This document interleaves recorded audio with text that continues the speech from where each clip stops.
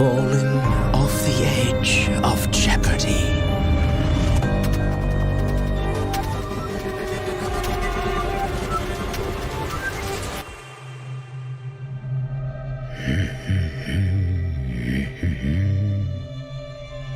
All of them are now withered. And more gorgeous than ever.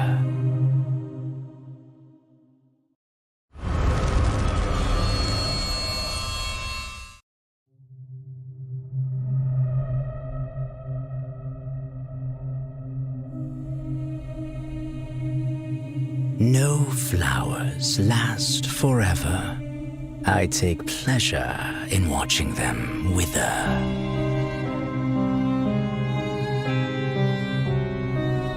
Calamus, turning hope to despair.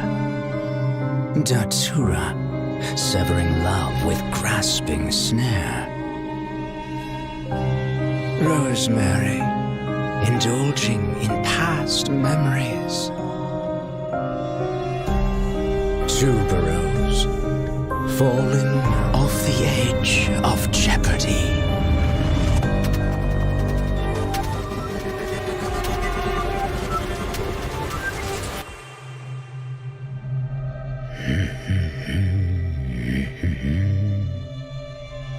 All of them are now withered. And more gorgeous than ever.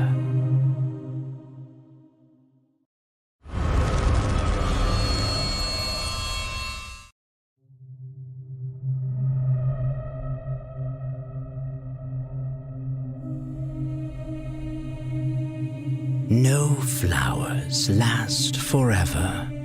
I take pleasure in watching them wither.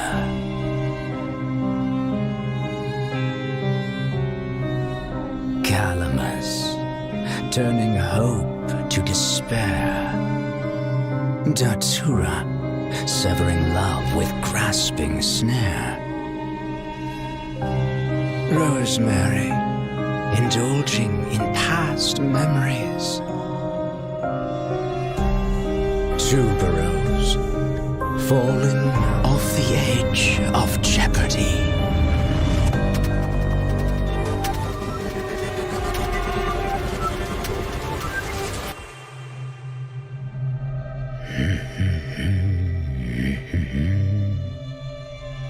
All of them are now withered.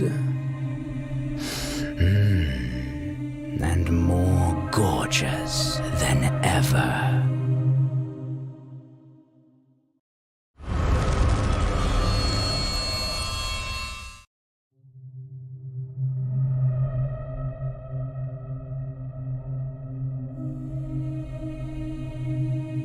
No flowers last forever. I take pleasure in watching them wither.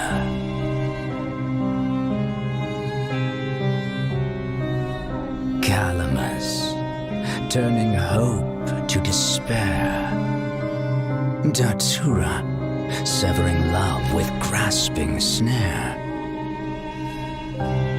Rosemary, indulging in past memories. Tuberose, falling off the edge of jeopardy.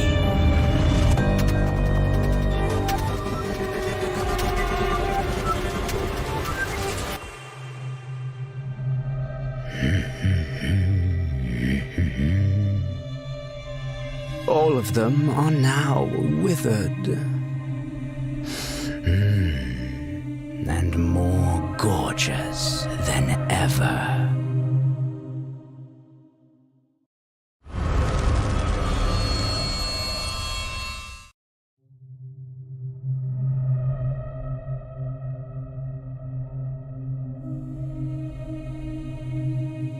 No flowers last forever. I take pleasure in watching them wither.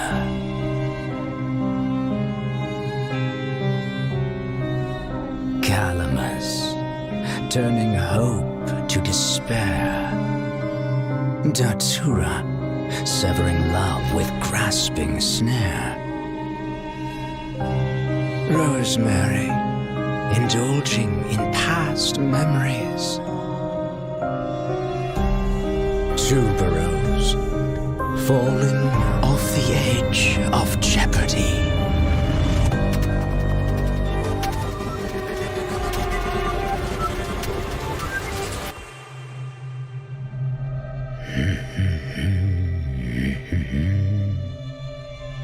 All of them are now withered. And more gorgeous than ever.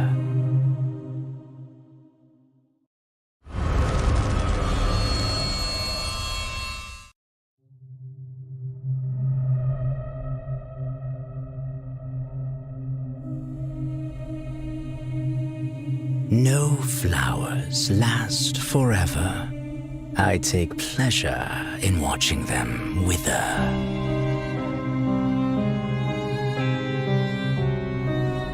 Calamus, turning hope to despair.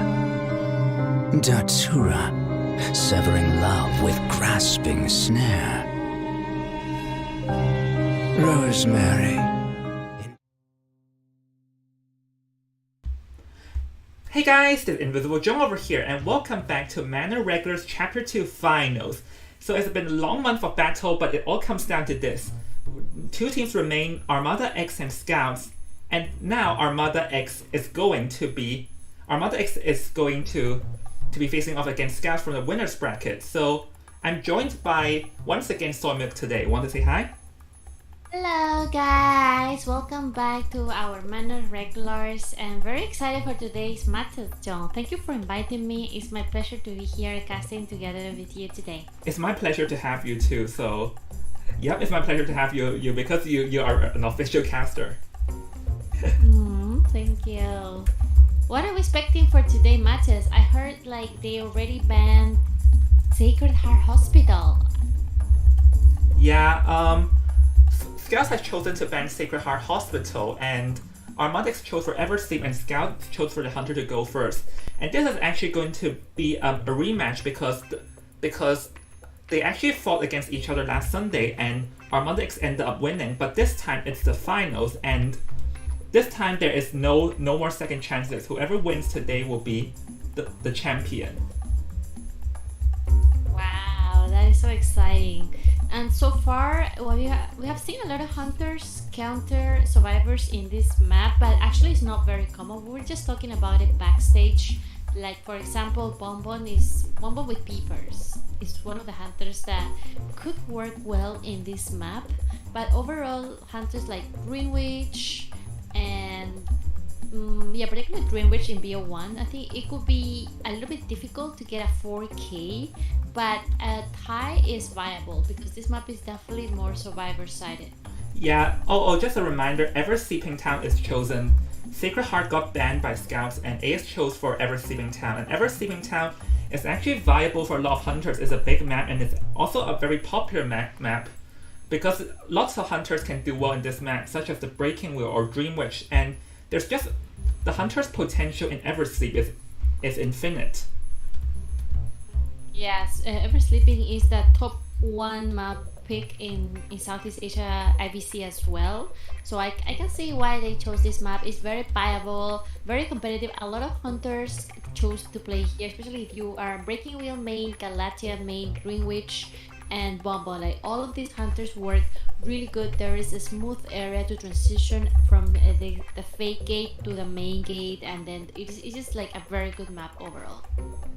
Yeah. There's actually survivors also have lots of potential too because of the priestess. And speaking of, Seer got banned first, which we probably expect because the hunter here is going to be Dory, and we actually saw him play last week. If you recall, if Dory or Basay rather plays Dream Witch in BO1, so this Seer ban definitely makes sense. Yeah, this looking definitely like a Dream Witch Dory ban pick as well. I believe she or he, I don't know Dory, but she should ban Priestess because because Priestess is a very strong character in every sleeping town.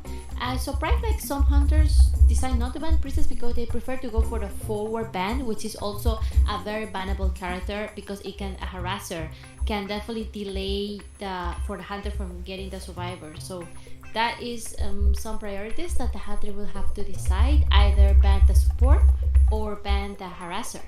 Yeah, Forward and Priestess are both good options to ban, which is why but ArmadaX, interestingly enough, they chose the Mercenary and the Priestess because from what we also recall from AX Survivors, they don't exactly have a 4 main, or rather, the 4 is not that high in priority as they chose the Mercenary and the Priestess first. So, yep, it seems over here that they want to be more solid because 4 isn't exactly that strong in front of a Dream Witch.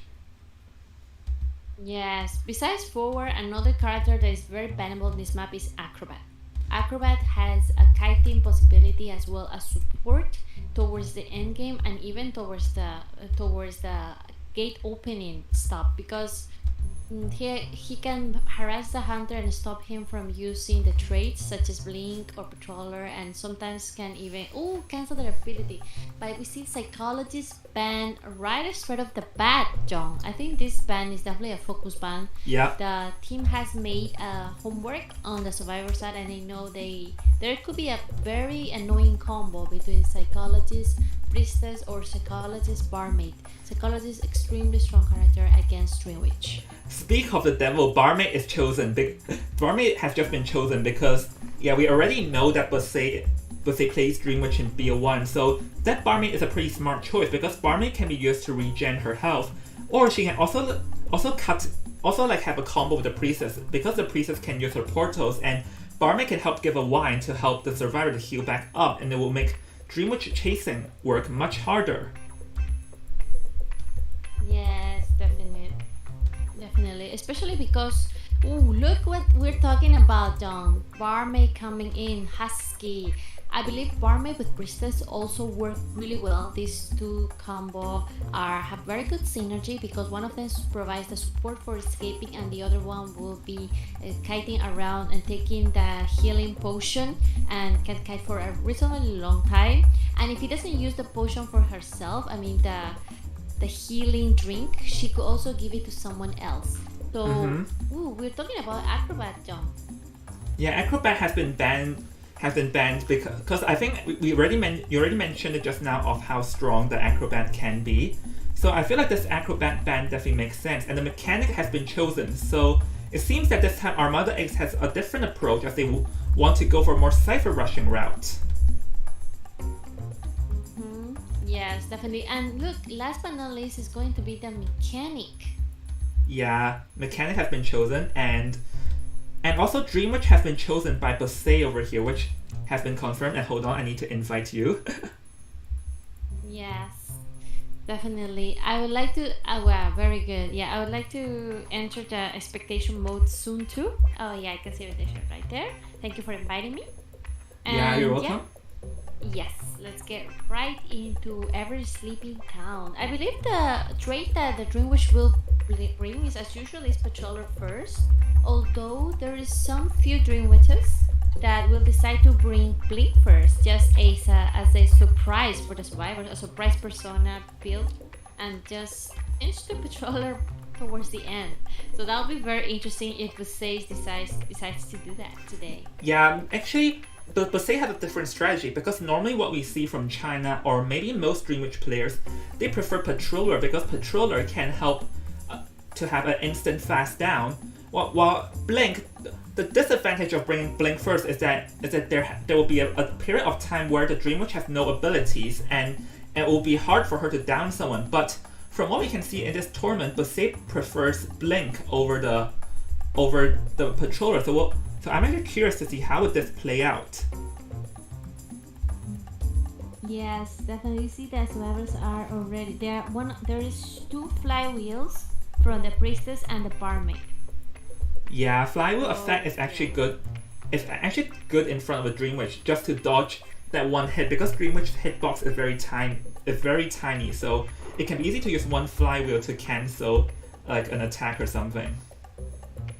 Yeah, it's quite dangerous as well. It's kind of like sword of two of yeah. It can work two sides because sometimes the hunter decides to bait it and then bait the flywheel, make them flywheel, and then we'll go for the hit. Yeah, because this is also a common tactic we see in China nowadays. So with that be it, let's hop into the game right over here, then Soy Milk. Let's go. Spawning a fake gate, going right into the middle of the map, and then we'll immediately try to find the weakest link in this combo, which usually is the mechanic, because she can decode cipher and she needs to try to eliminate that survivor as fast as possible. Bumping into the forward, not interested, continue going around the map. During which in invisible form is Wait, hold on. Fast hunter. That was actually pretty smart. For a moment, it seems that Dreamwitch would not chase the mercenary, but he made a loop and managed to sneak an attack on the mercenary. So now all of a sudden, this first hit is going to cost the survivors pretty much time. Yeah, that was amazing mind game from Busei right there. Because it was like a surprise attack. She decided to go around to avoid the witch mark for the mercenary to not see her, and then just like a surprise hit. It was very close to be a terror shock. And now we'll take the first bite on the priestess. Yeah, actually, just now we could have seen that the Dreamwitch buff has gotten into effect. And hold on, that was a very dangerous situation over there. Oh, that was so close. And I was going to break this portal. Princess is already all the way putting those pallets down, being very proactive in this kite. Going to try to take a Sango situation here, coming in from Busei. She knows that, so going all the way, trying to get the leech hit, but no. Flywheel a bit early, and it will connect the first hit on the priestess. Yeah, that flywheel was a bit early because she got sandwiched. But if you have noticed just now, the Dreamwitch main body passing through a portal, it actually came into play because then it caused her spawn follower to keep on following the main body. So the main body being able to pass through Priestess portal definitely helps the Dreamwitch to counter the Priestess even more. Yes, definitely. Mechanic coming in for an early rescue, putting that leech down, once again taking a hit and going for a rescue before half. Yeah, but over here the mechanic has to be careful to not get doubled down, because you can't exactly get doubled down by Dreamwitch, or once the Dreamwitch double chairs, then it'll be very hard for the survivors to make a comeback from that. Yes, very good from mechanic, not taking any body block, but now there is a leech on her, so it will be very difficult to see how can she guide. There's trying to delete here, but the mercenary will take another hit. Yeah, and going to blink and got another hit on the mercenary. Now things are not looking good because now there are two survivors going down, 1.5 health and 1.5 health. It'll be very hard, and even the mechanic is in danger of going down, which this is a triple down situation. Because over there the survivors made a mistake of regrouping in front of a spawn leech. That was very smart from the Dreamwitch. Extremely good hand maneuver here and tactic bait here. AX Dodo will take his first chair, and now it's going to be up for the barmaid, which is the only survivor in this map that has full health to go for the rescue.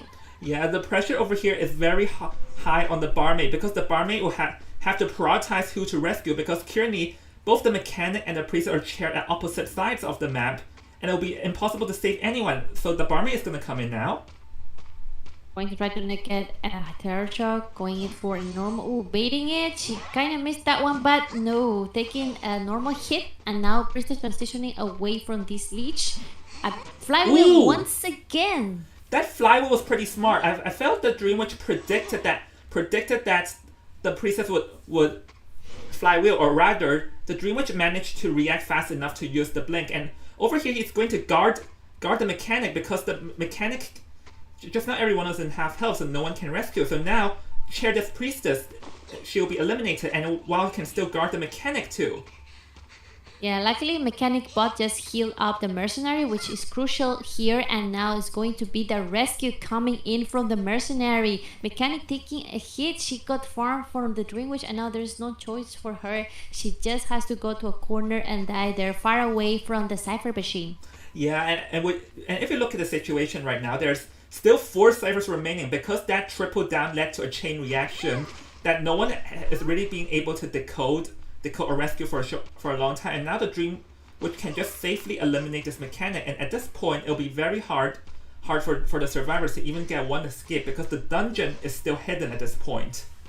Yes, that was Barmaid is sticking to this cipher machine after also pallet standing one of the leeches and now deleting at all. So that was very good from Grimory right here, deleting and taking that leech away. So now there's only one leech in the map. Buse has to find the next praise. There's still 3 ciphers remaining. John.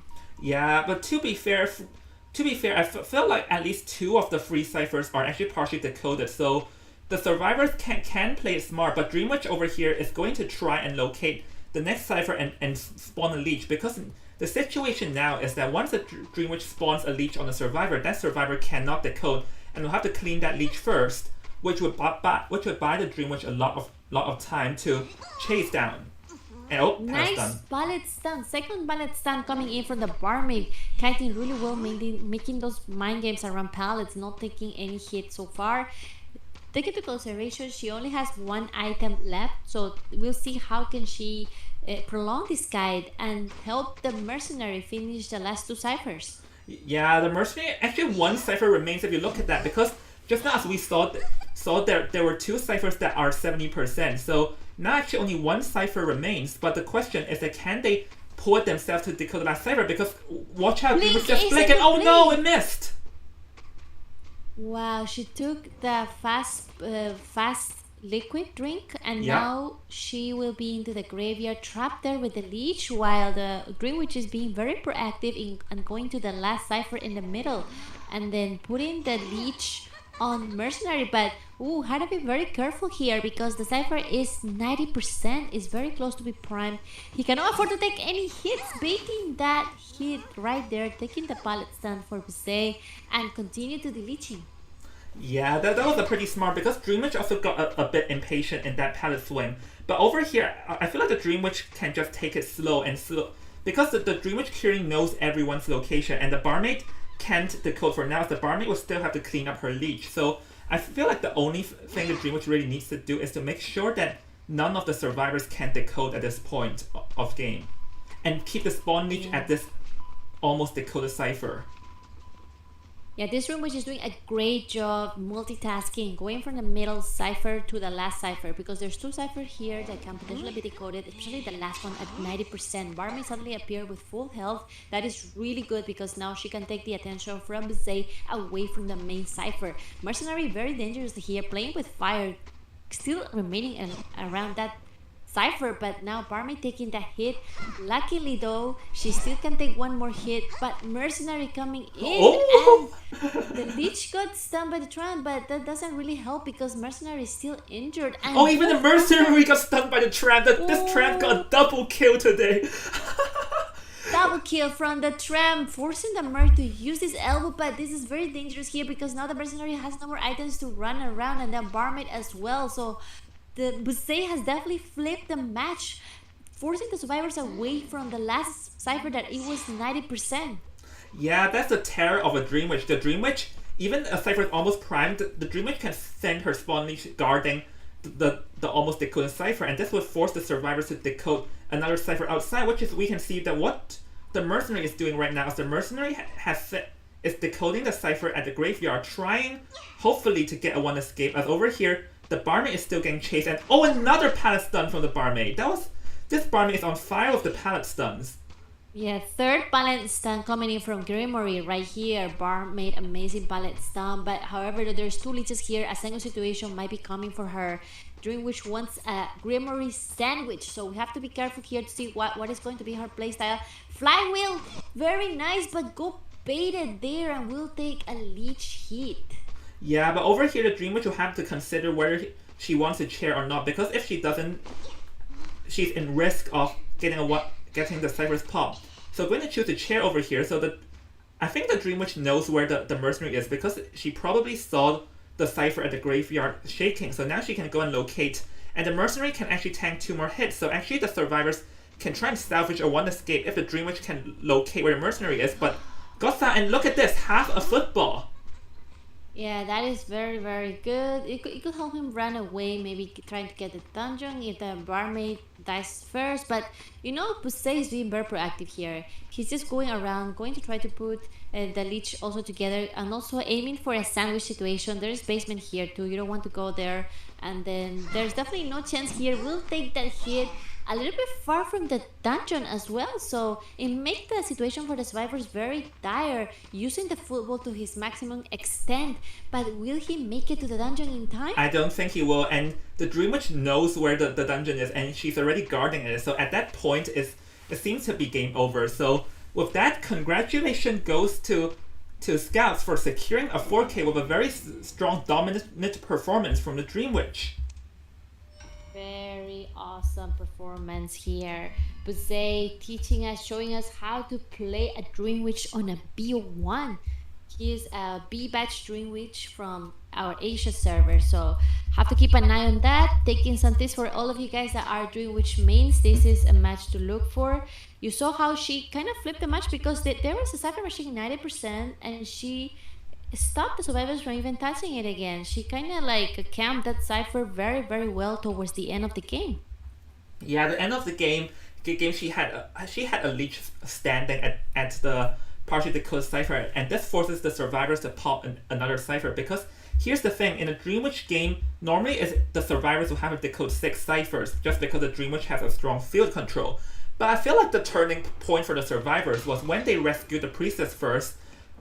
The Dream Witch sent the Spawn Leech after the Mechanic and the Mercenary, and then the Mechanic and Mercenary took a total of 3 hits by the Spawn Leech because they attempted to clean the Leech in front of the Spawn Leech, which resulted in them getting hit and triple down, which was the turning point of the entire game.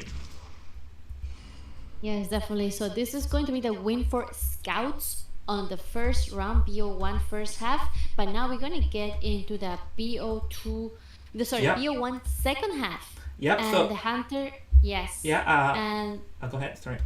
Yeah. yes. No, I'll see you guys Armada. after the commercial break. Yeah. Yeah, we're gonna hop into commercial break first, and we'll be back after the game begins. We'll see you in a bit, guys.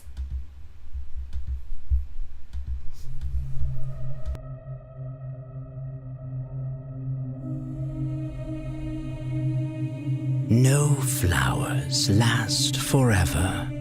I take pleasure in watching them wither.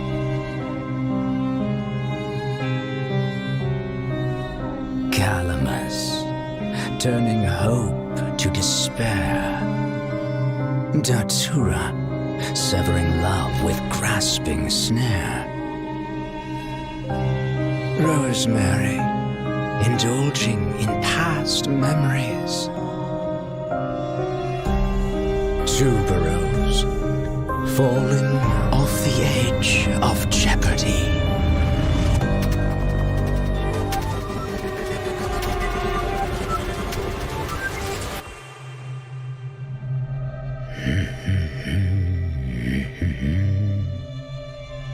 All of them are now withered.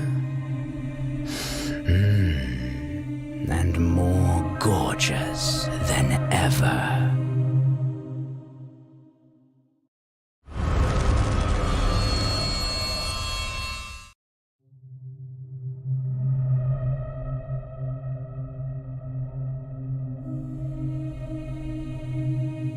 No flowers last forever. I take pleasure in watching them wither.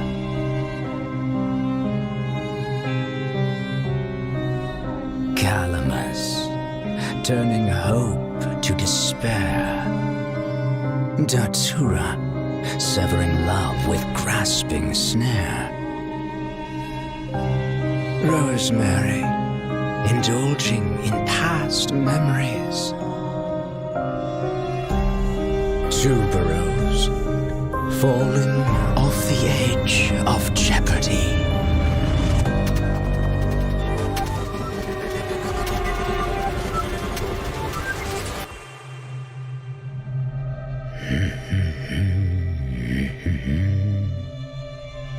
All of them are now withered.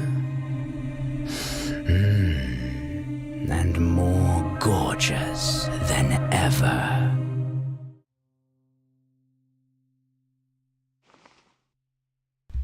Hey guys, we're back now, and we are back into ArmadaX vs Scouts second half, and keep in mind that today is not a BO3 but a BO5, so actually a lead in one round doesn't mean that much compared to BO3, because a BO5 means it's a longer match, meaning that it's the overall score that is what matters. Yes, it's going to be very, very tough because these two teams are at the top and their skill level is also similar. So we're gonna see that even small mistakes from either faction will make a huge difference in points. So we're gonna see how we're gonna develop that both teams are going to get the most points possible over the other and also try to outplay their opponent.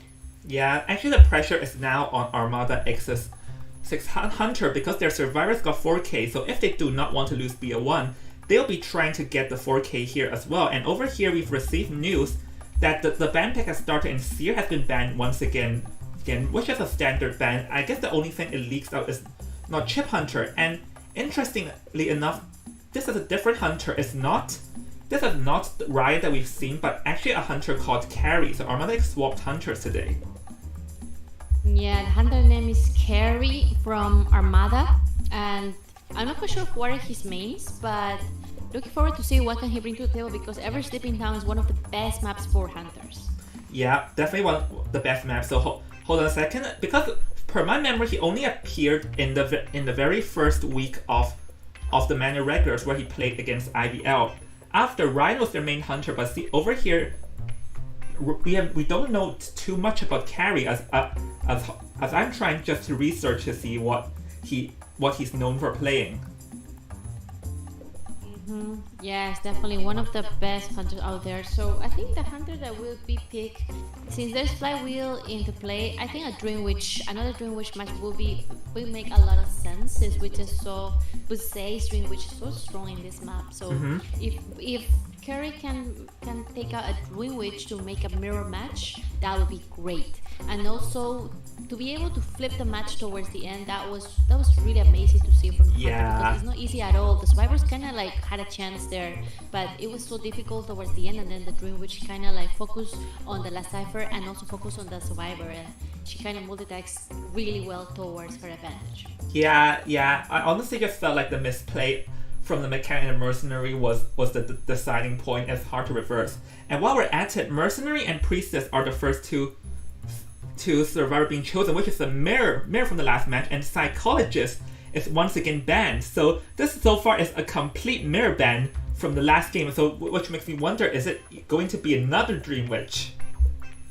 Yeah, I'm looking forward to see another Dream Witch because this is one of the best maps for Dream Witch as we just saw, and the bans here make a lot of sense because these two survivors work were perfect against Dream Witch, if you may ask me. So having a Mercenary and a Priestess in the combo is a must-have because these two survivors can definitely buy a lot of time, and if they don't get chased first towards the end game, they can help with us for quite a lot. Priestess with portals, long distance portals, and also Mercenary with the injured rescue. They can take one more hit. It is a very resilient survivor. That's why they call him the tough guy of this game. Tough guy. So anyways, Prisoner is the first survivor chosen, which is pretty interesting because it seems that this time there's a more decoding approach. But speaking about the Somnia, I actually just went back to search what hunter did Carry play, and he actually played the Undead in the first week of Manor Regulars against IVL. Wow, Undead is a hunter that we don't really see often in competitive play. But I have to say, if the survivors are not prepared to see an Undead and suddenly they see it and haven't practiced against Undead, that could be a surprise factor. So that could be also a strategy. Yeah, we don't see a lot of Undeads in this tournament, or maybe we can say that we don't see a lot of Undeads in general. So maybe like you can gamble on the fact that the other team is not expecting an Undead as well. Definitely. Also, we have to take into consideration that these teams sometimes they do their homework against their opponent, and they might know, they might not know, but I think Prisoner is one of the survivors that could counter Undead because he can decode two ciphers and he can make the Cypher Rush a bit more feasible. So if the team of scouts know that carry will bring an undead, I believe that this combo is actually not too bad. Yeah, well, I will agree with you on that. So hold on a second. But the only question is that will carry actually play undead? Because if the undead, the psychologist ban also makes sense. Undead doesn't like the psychologist because the psychologist can long range heal. Yes, and also Undead is not very afraid of Priestess because he can usually bring either peepers or teleport. So he will sometimes first use the teleport just to go to the closest survivor or also to shorten the distance between the portals. And second, once he can also change to peepers and just slow down the healing and decoding process. So it could be a strategy too. And like I said, I think Prisoner strongly counters Undead because of his Cypher Rush potential. Yeah, so over here we've received the news that the third ban is going to be the Explorer, which is a very, very interesting tactic coming here. That I'm actually curious what hunter is afraid of the Explorer. Ooh, Clerk is one of the hunters that is afraid of Explorer because as a clerk you are very afraid of Cypher Rush, and Explorer is one of the survivors that can hide in the early game. He knows where the hunter is, and usually if they have good hiding skills they will hide for the most of the time, and it's kind of like playing against a survivor that you cannot see, and even though you can have that tinnitus, you can still not find it. You can waste so much time as a hunter if you get obsessed in trying to find that sneaky explorer. So that could be a liability for the game of carry. That's why he decided to ban explorer. Yeah, definitely agree with you for that. And the magician has been chosen as the hold on, let me check if this is correct. Yes, magician has been chosen as the last survivor, and magician we've actually seen in this tournament a few times. And magician, well, we can actually agree that magician is going to be very strong because the magician's decoys can be used to clog up areas, and he has 3 wands nowadays, which allows him to last longer. So the magician is definitely chosen just for kiting and make sure that whoever getting chased will not die fast. Oh yeah, definitely. At this point, like magician is becoming meta more and more. Just not only because of his 3 wands, but because of the way people play him. They use the illusion to put into the palette, so the hunter will be forced to break the illusion first. Besides the mind games, and the only con about using magician is the rescue. The time that you need to rescue him, it takes a long time to rescue. So that would be one of the cons of using magician. Well, that's actually that debuff is gone. So now you can rescue him fine? Yeah, it's the same nowadays. Oh, that's great. And also the good thing is that once you rescue him, then the illusion of him sitting on the chair stays there. So hunters that play with magician, then they will be a little bit confused for a second, and then that could work for the magician rebound kite. Yeah, and while we're at it, yes, the undead is indeed chosen. So we've actually Carrie had a strong performance, and actually now that I'm thinking about it, now and there's also to understand why is Ever Sleeping Town chosen. Undead is very strong in the Ever Sleeping Town, actually, very strong. Yeah, because of those routes that he can dash forward and just like with nothing to stop him. And there's many areas here that I've seen people playing Undead, so look forward to see Undead in tournament, guys, because once again he's going against a VC team. They have been prepared for playing together in VC. They have a strategy. We're not sure whether they have a strategy against Undead, but if they have done the homework well, they might have guessed an Undead is coming towards them. So we'll see how will the team of Scouts can counter our ArmadaX carry Undead. Yeah. Actually, what do you think about this team comp against an undead soy milk? From what I can think, actually, undead also does not like the priestess. The priestess can sort of reverse, because the undead's strongest factor is the field control, and the thing is, priestess sort of reverses it because the priestess can call long portals on the down survivor. Yeah, we see Undead entering here from the geisha, with the geisha gate going all the way to the middle. he hasn't found anyone yet, just yet. Oh, hold on. He caught 2 survivors together over there, and that's not looking for a good start because now the prisoner is the one getting targeted. Ooh, he's the prisoner first, one of his favorite survivors, one of the key survivors in this team because he's gonna aid on the ciphers and immediately taking the first hit. Nanashi going away from Undead, which hasn't really got, cannot see his trade yet, but he's going very steady here, trying to go for the jump. Yeah, and that actually brought teleport, so this is looking to be a very early down because you cannot exactly afford to go down fast against Undead, and Priestess is over here prepared to support to save the prisoner, but the Priestess instead that herself got hit. Yeah, she used herself as a body shield, also placing the portal really good for the prisoner to escape. And whoa, watch out with this. For the stun. Yep. Nice, a very good kiting skill here from Priestess going away, and now she's still running while Undead is going to try to loop around, trying to find her, following the blood traits. Very dangerous here. There's a mercenary. Nope, going back once again, but prisoner was here hiding and he will take the first hit. Yeah, that seems to be a bit of a mishap because the prisoner and the mercenary, like, their plan was to heal up the prisoner, but they were healing up at a very dangerous spot because the priestess portal brought the hunter to that spot. So now things are not looking too good because that ended up being a relatively fast down. It's definitely a mishap. There's still teleport on hand, hasn't been utilized, and now Bombastic is going to be here, the magician, but nope. And then it's going back all the way to the cipher machine that is shaking, and it will be the mercenary's turn to kite, while the prisoner still remains in the floor, not yet using his self-heal. Yeah, the prisoner is going to try self-heal, but Undead is getting close, so he cannot exactly afford to self-heal right here. But Undead also cannot afford to just wait around in front of the prisoner, because if he stalls too long, then the ciphers would also be popping like flies in the field.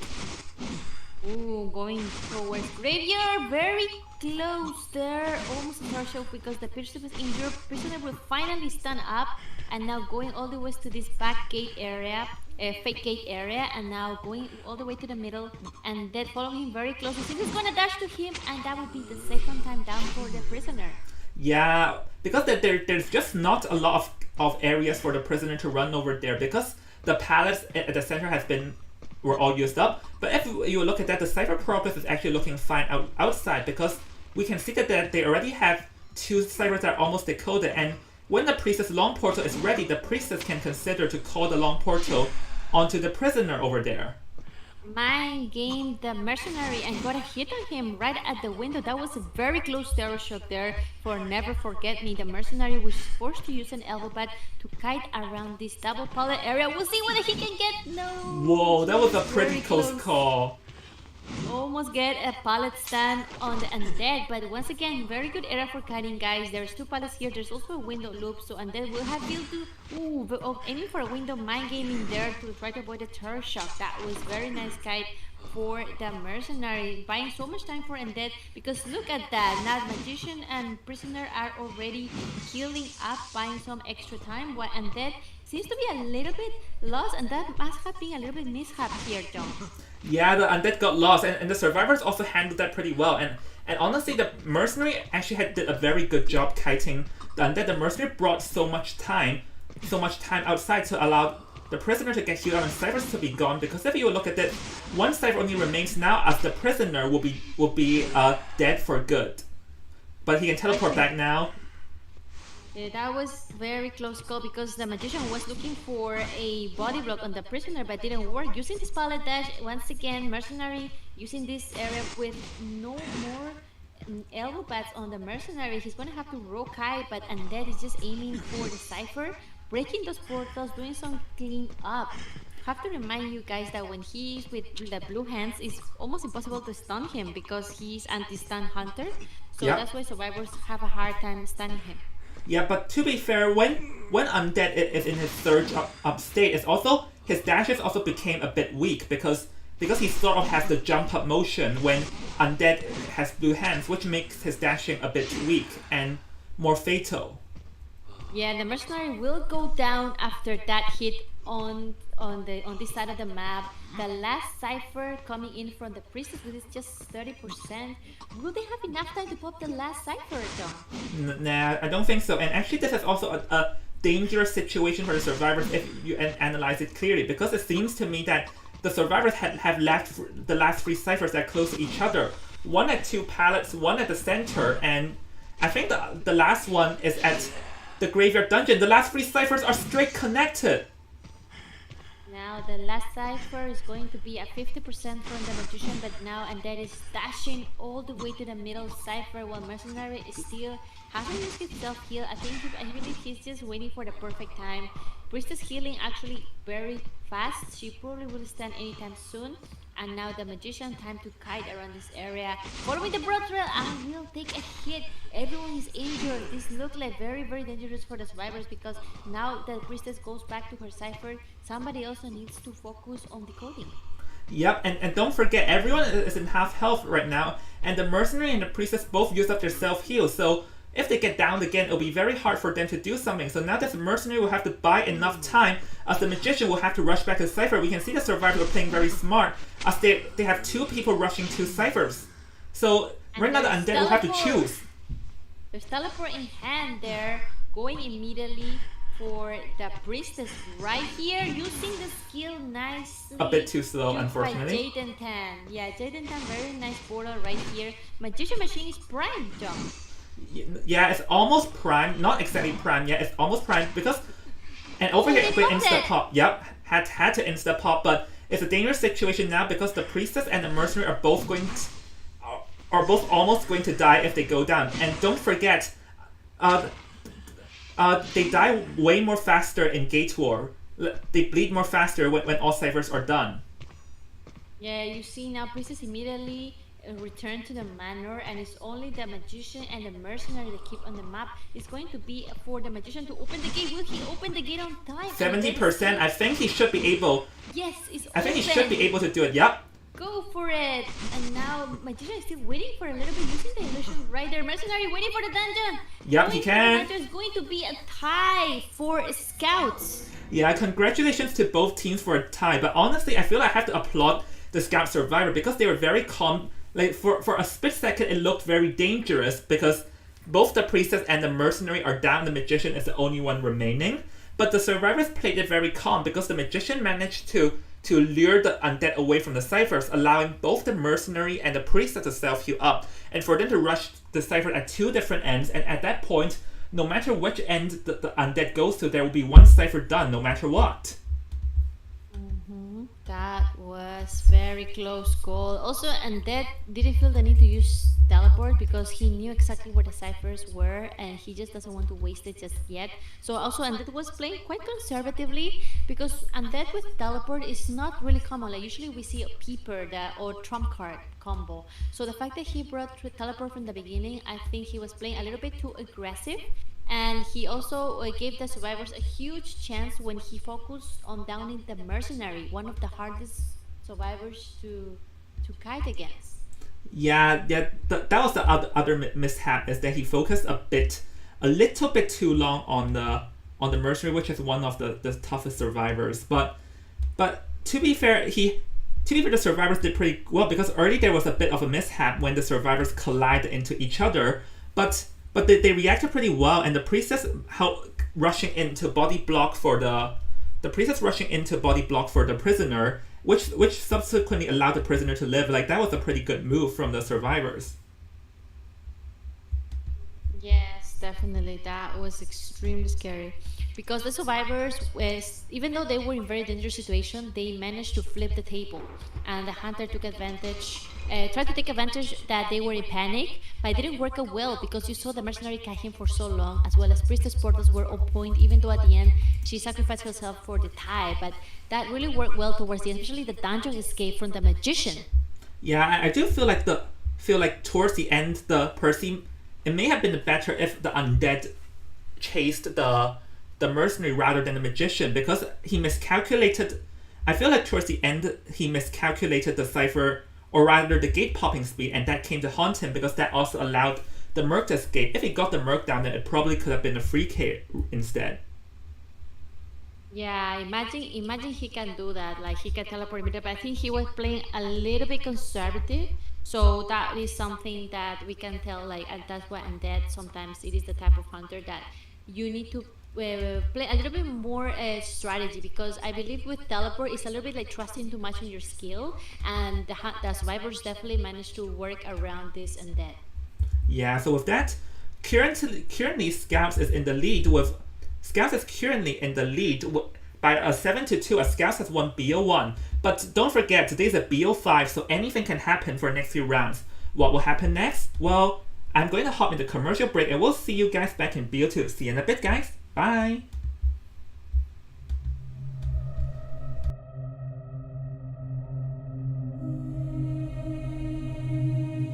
No flowers last forever. I take pleasure in watching them wither.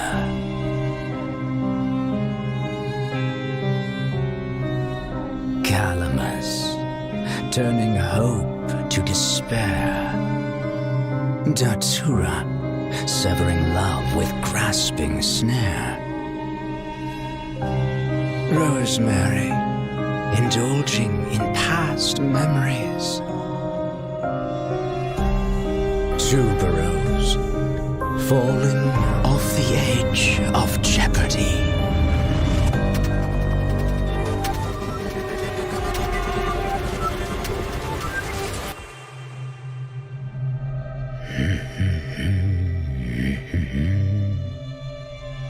All of them are now withered. And more gorgeous than ever.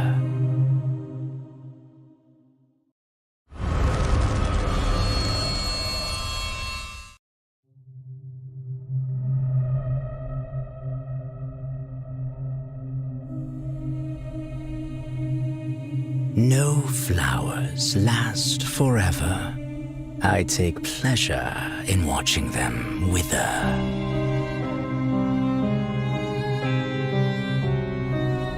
Calamus, turning hope to despair. Datura, severing love with grasping snare. Rosemary, indulging in past memories. Tuberose, falling off the edge of jeopardy.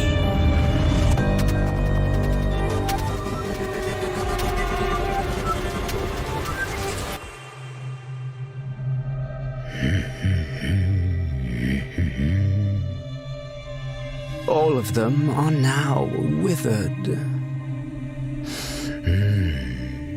And more gorgeous than ever.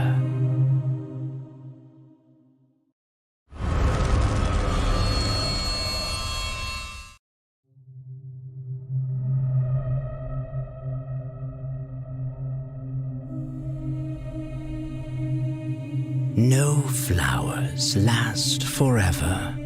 I take pleasure in watching them wither.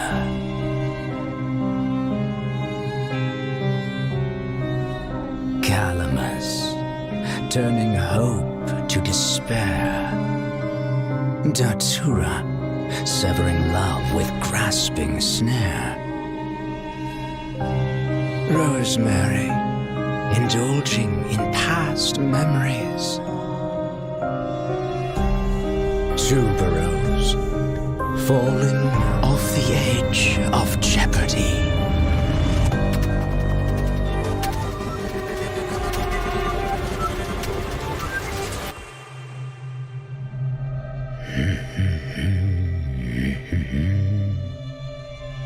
All of them are now withered. And more gorgeous than ever.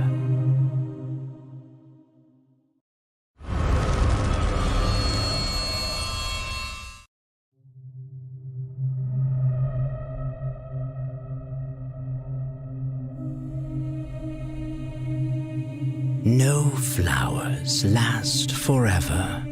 I take pleasure in watching them wither.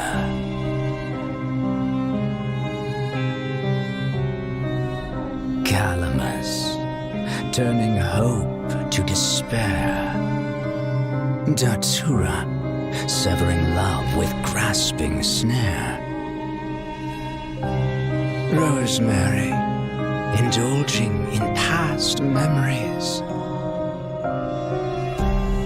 Tuberose, falling off the edge of jeopardy.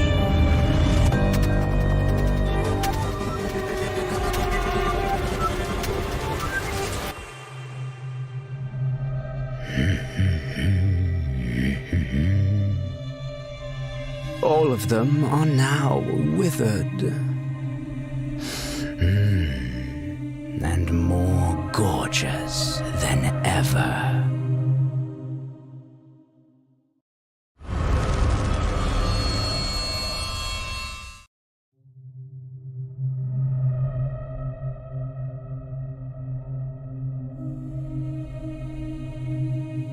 No flowers last forever.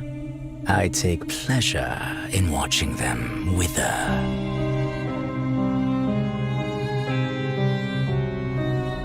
Calamus, turning hope to despair. Datura, severing love with grasping snare. Rosemary, indulging in past memories. Tuberose, falling off the edge of jeopardy.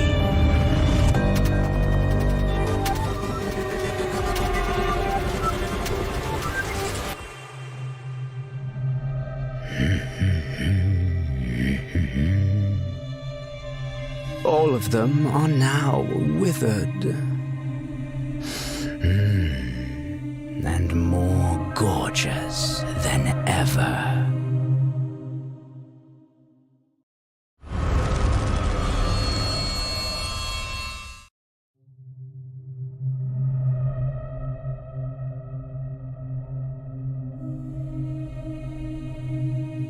No flowers last forever. I take pleasure in watching them wither.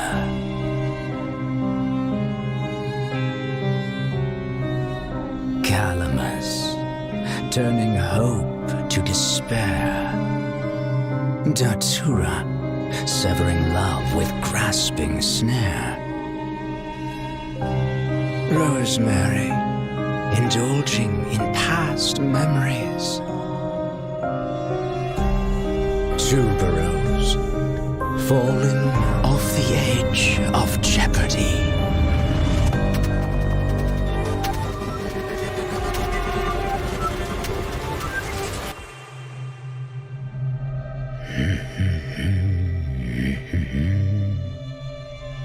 All of them are now withered.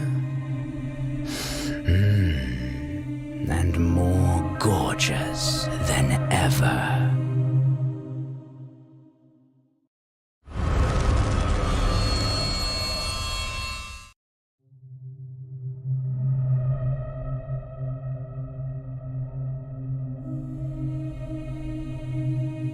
No flowers last forever. I take pleasure in watching them wither.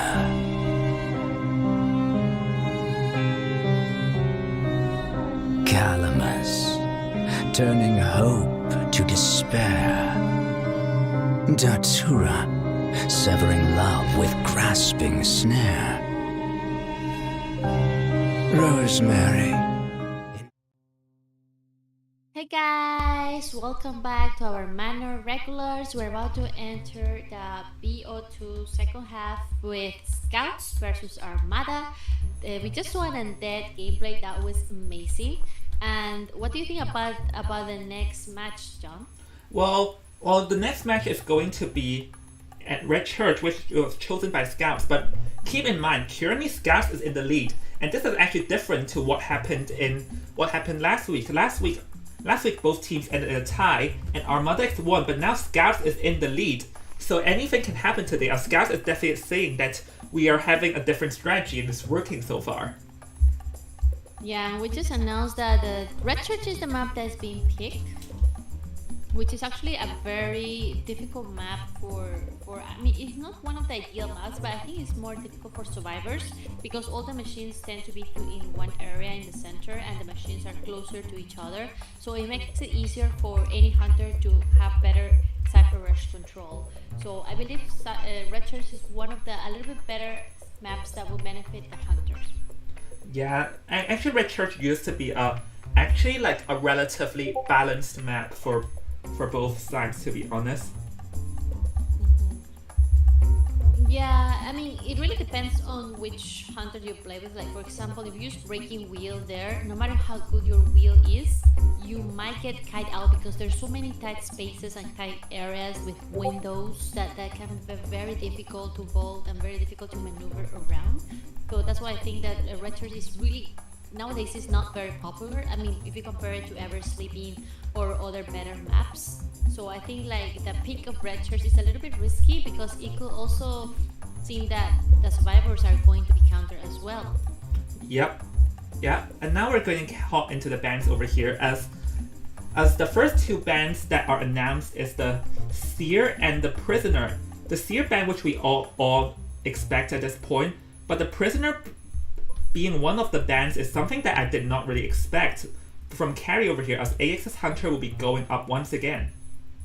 I totally agree with the Prisoner ban from Carrie because he just saw how strong can a Prisoner be, and because he just got a tie before and when he had the Prisoner Never Sleeping, because you want to admit it or not, Prisoner is the type of survivor that we might not see in tournament at all, but when used well, he can definitely counter those systems and the Cypher Rush. So he's very strong against hunters that are afraid of Cypher Rush, and he can aid the Cypher Rush very well. So I can see why Carrie decided to ban a Prisoner, also knowing that Armada team has a very good Prisoner main.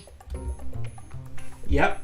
So Mercenary and Acrobat are the first two being picked, which I'm actually surprised that they did not choose the Priestess. Priestess also had a high potential in the Red Church because there are a lot of portal areas for the Priestess to place in. So it's a very common in China teams for them to play Priestess at Red Church and use the portals to help people jump around the map because the church is at the center that helps people warp around. Yes, I think like the fact that they didn't choose Priestess early on is that's for the strategy that the team is coming in. It's a bit of more kite than support. They want to be able to kite longer, and they also feel confident enough that they don't need much support. But another survivor that works really well in Red Church is Entomologist. Like, definitely. She's very strong. She's very strong in this map. Yeah, Entomologist is strong, definitely, because Red Church is full of narrow areas in the church and some pallet areas, and the Entomologist bugs can help to clog up like the openings or maybe the pallets, and with that the hunter will be forced to hit. So Entomologist and Priestess are both with high potential that I wonder would they be chosen next. Then the next, since they cannot Cypher Rush with the Prisoner, then I believe they probably will choose a survivor that can decode a lot or doesn't have a strong decoding debuff. So it will be either Patient. Patient works really good in Red Church. There's a lot of places to hook, as well as I think Explorer or Mechanic will be a good pick if they're confident in using them, and because these survivors can Cypher Rush really well. So I believe those three picks are very viable for this couple. Yeah, actually now that we're talking about it, seems like that the survivors' potential in this map is infinite.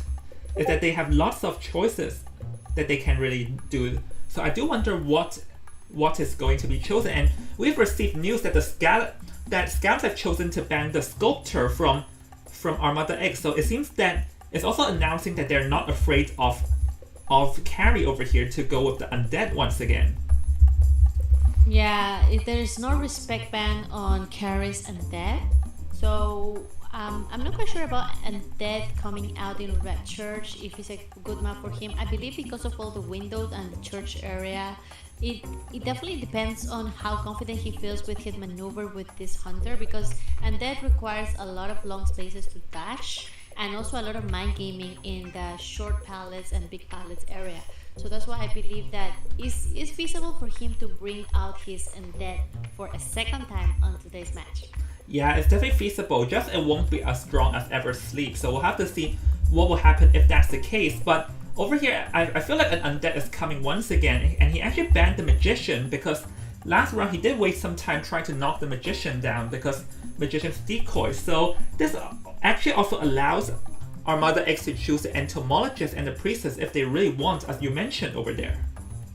Yes, I believe Entomologist is one of the strongest survivors that can counter undead if we are gonna get ready for an undead match, because she can use the bees and she can also leave honey on the windows and pallets to make her teammates also use it. So it's a very good character, very good support and kiter that can kind of replace the priestess at times because she has the bees, and that could also delay the hunter and buy some time for the teammate to kite a little bit longer. So that could definitely help a lot. And definitely this team is going for more of a kiting strategy rather than just support or harass. So this is going to be the strategy. And look, John, they also banned the Magician. Yeah, they banned the Magician just now, which as we mentioned, and Priestess is now chosen now. Priestess finally chosen.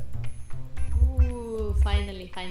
But like we saw before in the previous match, Priestess lasted so long, and thanks to her portals, Prisoner was able to escape. If it was not for the little mishap that undead eagle eye saw the footprints, the blood trail right there, that he found the prisoner so fast, it would have been a GG's. But thanks to that, he found that, and that is all thanks to the Priestess portal. So Priestess coming out in red shirts, it is completely feasible, and it definitely will help the team buy some more extra time. And with that portal support, will be a good counter for any hunter that Carrie decides to bring out. Yeah, definitely I'll agree with that. So hold on a second, because just now Carrie attempted to ban the Magician twice. So hold on, what are we settle this issue? Yeah, okay. He attempted to ban the Magician twice. Sorry, what? Carrie attempted ban the Magician at the third, and he attempted to ban it again when it's already banned. So we'll have to wait for a bit. But I wonder. Oops.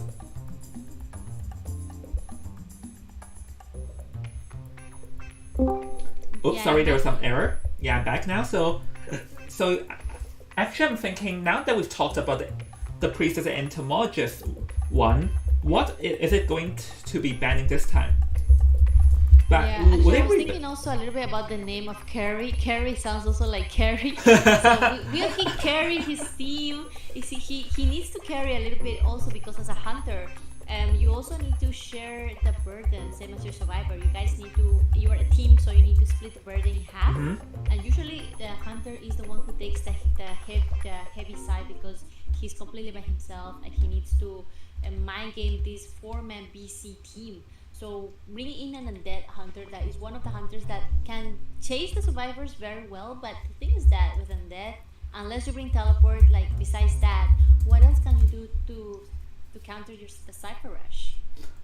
Yeah, alright, so hold on a second.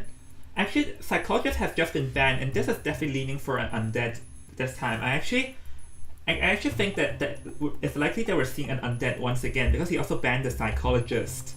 The ban phase seems very similar, and also with the knowledge of the other team's Prisoner and Magician, he is like, no ma'am, this time I'm banning your Prisoner and then continue banning the Magician, and also will ban the Psychologist, because these 3 survivors, I'm telling you, are very good, especially with CR2. These 4 survivors are the enemy of undead. One of them has the vision, the other one the Cypher Rush, and the other one kiting possibility, and the 4th one Wi-Fi healing. You don't want to have any of these abilities if you're playing as an undead. Yeah, Wi-Fi healing. Undead doesn't like Wi-Fi healing because the thing of undead is that his main strength is field control, but Psychologist, because his field control is that he can control everyone's health and make them all very low and cannot heal up. But Psychologist Wi-Fi heal sort of ignores that, as Enchantress will be the last one being picked. Yes.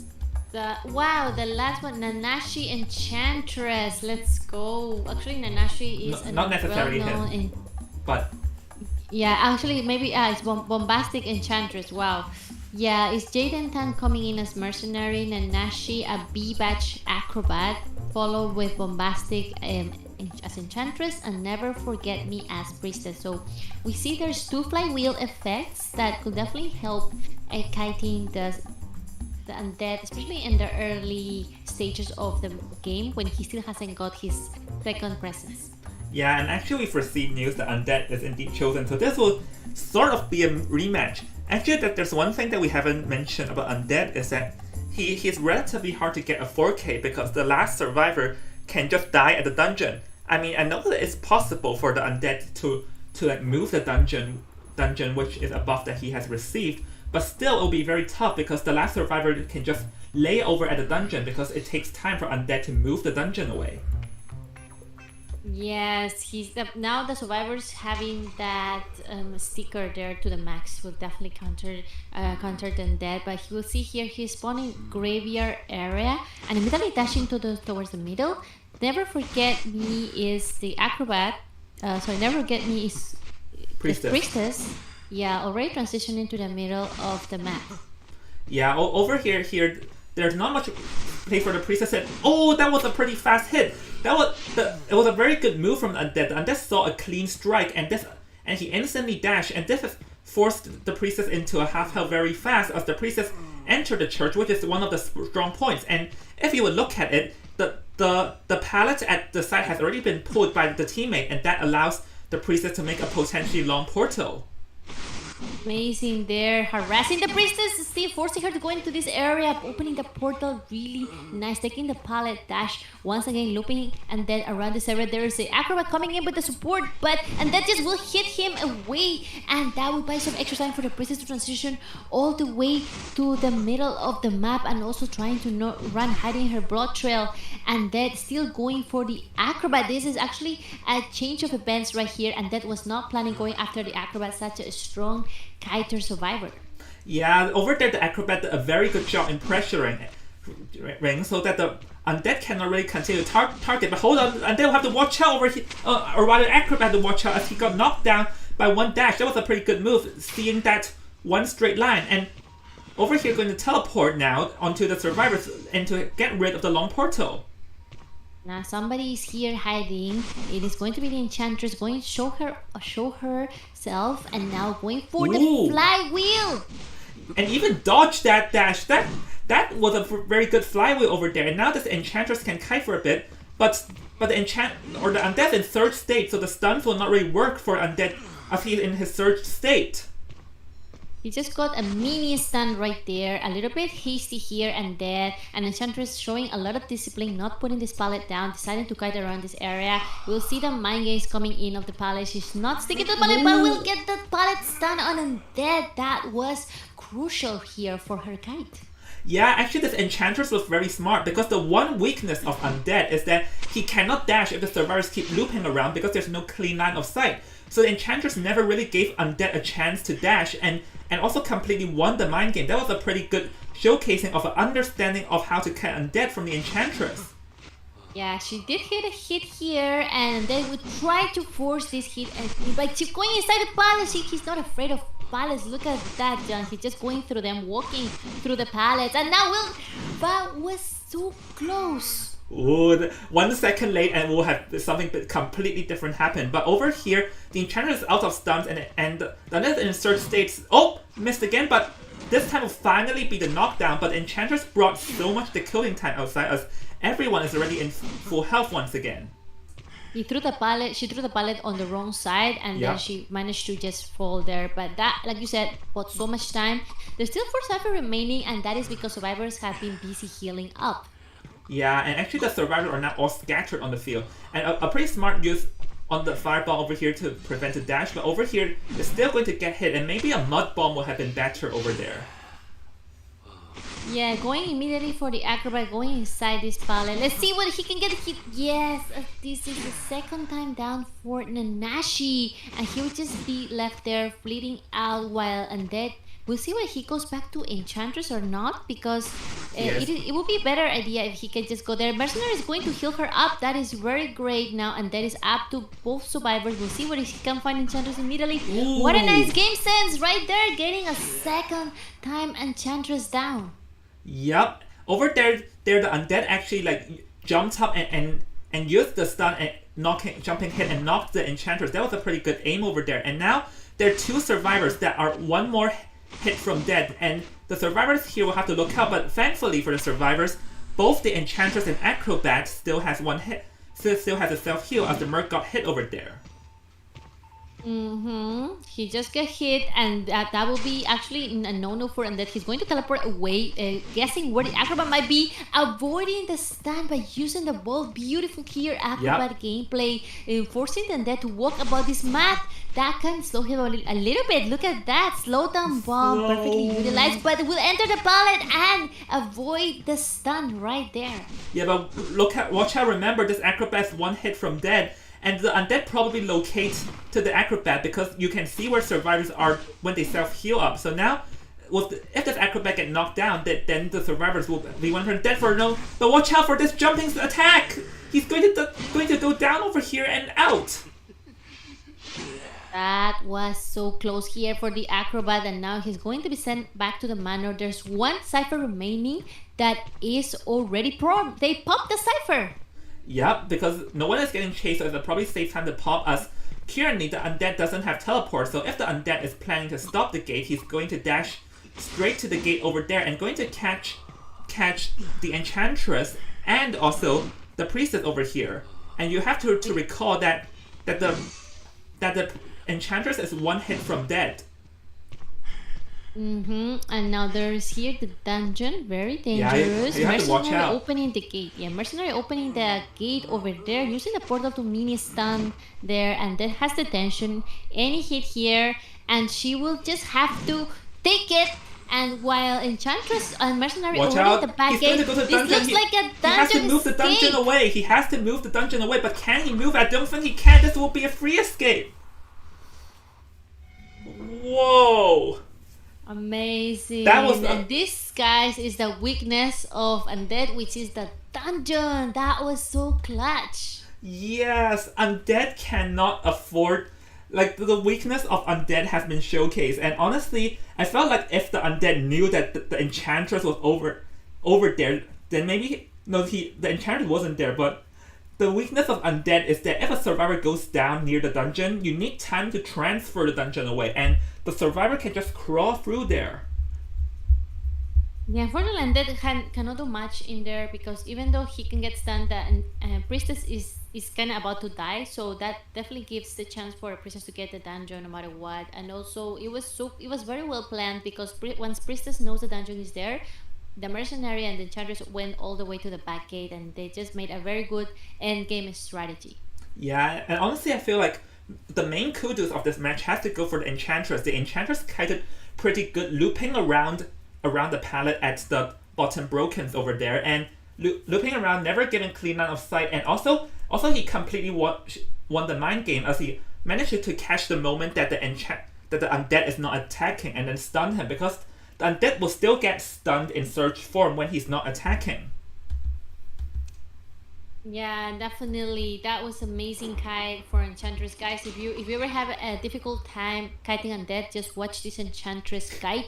She didn't stay close to the palace. She did so many mind games, and she didn't get greedy at all, because usually some survivors will just want to pallet stun the hunter no matter what. But no, she showed so much discipline, and she kind of like made the hunter a bit impatient at one point, and he was just trying to hit no matter what. So that was something that there to learn, a lot of food for thought right there. Yeah, so right now things are not looking good for ArmadaX, as they lost the first round 2-7, and now this round their hunter got free escape. So now the question is, can their survivor reverse a free escape, or else they will enter match point if they lose BO2 as well. So we will have to find out what happens after the commercial break. We'll see you guys in a bit, as we're going to go to commercial break once again.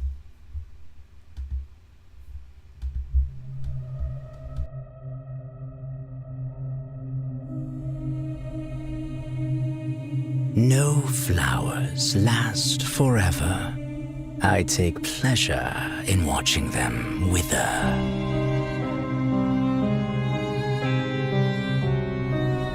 Calamus, turning hope to despair. Datura, severing love with grasping snare. Rosemary, indulging in past memories. Tuberose, falling off the edge of jeopardy.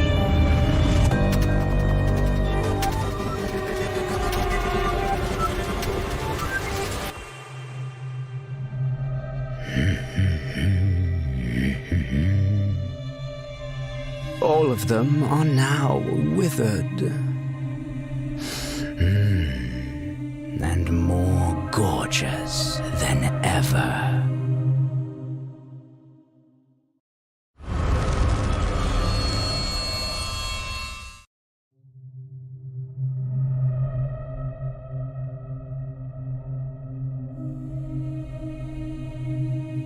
No flowers last forever.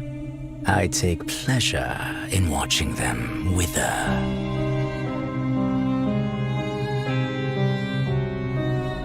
Calamus, turning hope to despair. Datura, severing love with grasping snare. Rosemary, indulging in past memories. Tuberose, falling off the edge of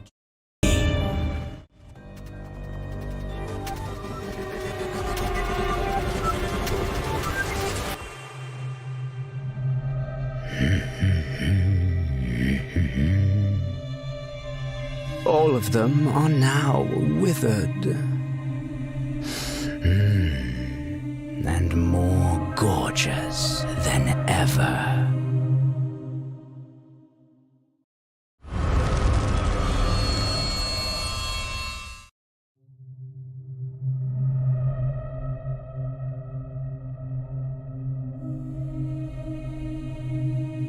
No flowers last forever. I take pleasure.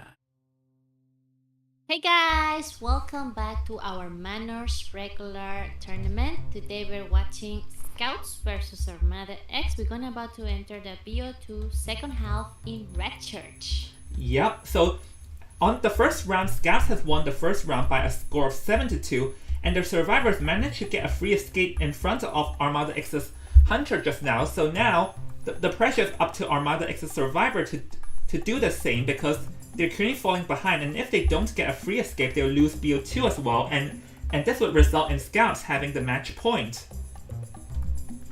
Yeah, the pressure is definitely going back to the survivor side, but like I said before, in this case, teams, both of them should share the burden, and we'll see whether maybe the survivors of Armada will surprise us and also do an amazing 3-man escape like Scouts did, because survivors are also in BC and they also have the same chance. And we'll see also whether Buse will bring a hunter a little bit like conventional, or will he bring something a little bit more, maybe also a mirror match. Like, we really don't know what Buse will bring, but it's very exciting to think about it.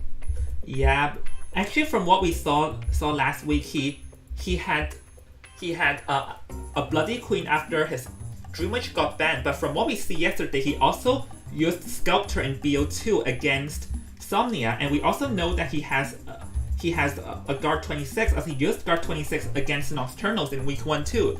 So actually Basé over here has a variety of choices that then it makes it interesting what he would choose when his Dream Witch gets banned. Yeah, I think Buse, I can already see his profile. He's the type of hunter that is not afraid of whatever map you give him, or whatever map you throw him at. He will be able to adapt and strive. And this is one of the things that we have here to see in tournament play, that hunters will adapt to anything is thrown to them. And you can see here, Dream Witch, Bloody Queen, Sculpture, Bonbon. All of these hunters work very well in Red Church, John. So Seer and Merc got banned, the Dream Witch has been banned, and the first two survivors have been picked, and hold on guys, wait for a few seconds, but I can announce it. It's the Psychologist and the Gravekeeper are the first two being picked without the Seer and Merc. Yeah, this is definitely a very typical ban for Bloody Queen, Dream Witch, and even Bonbon.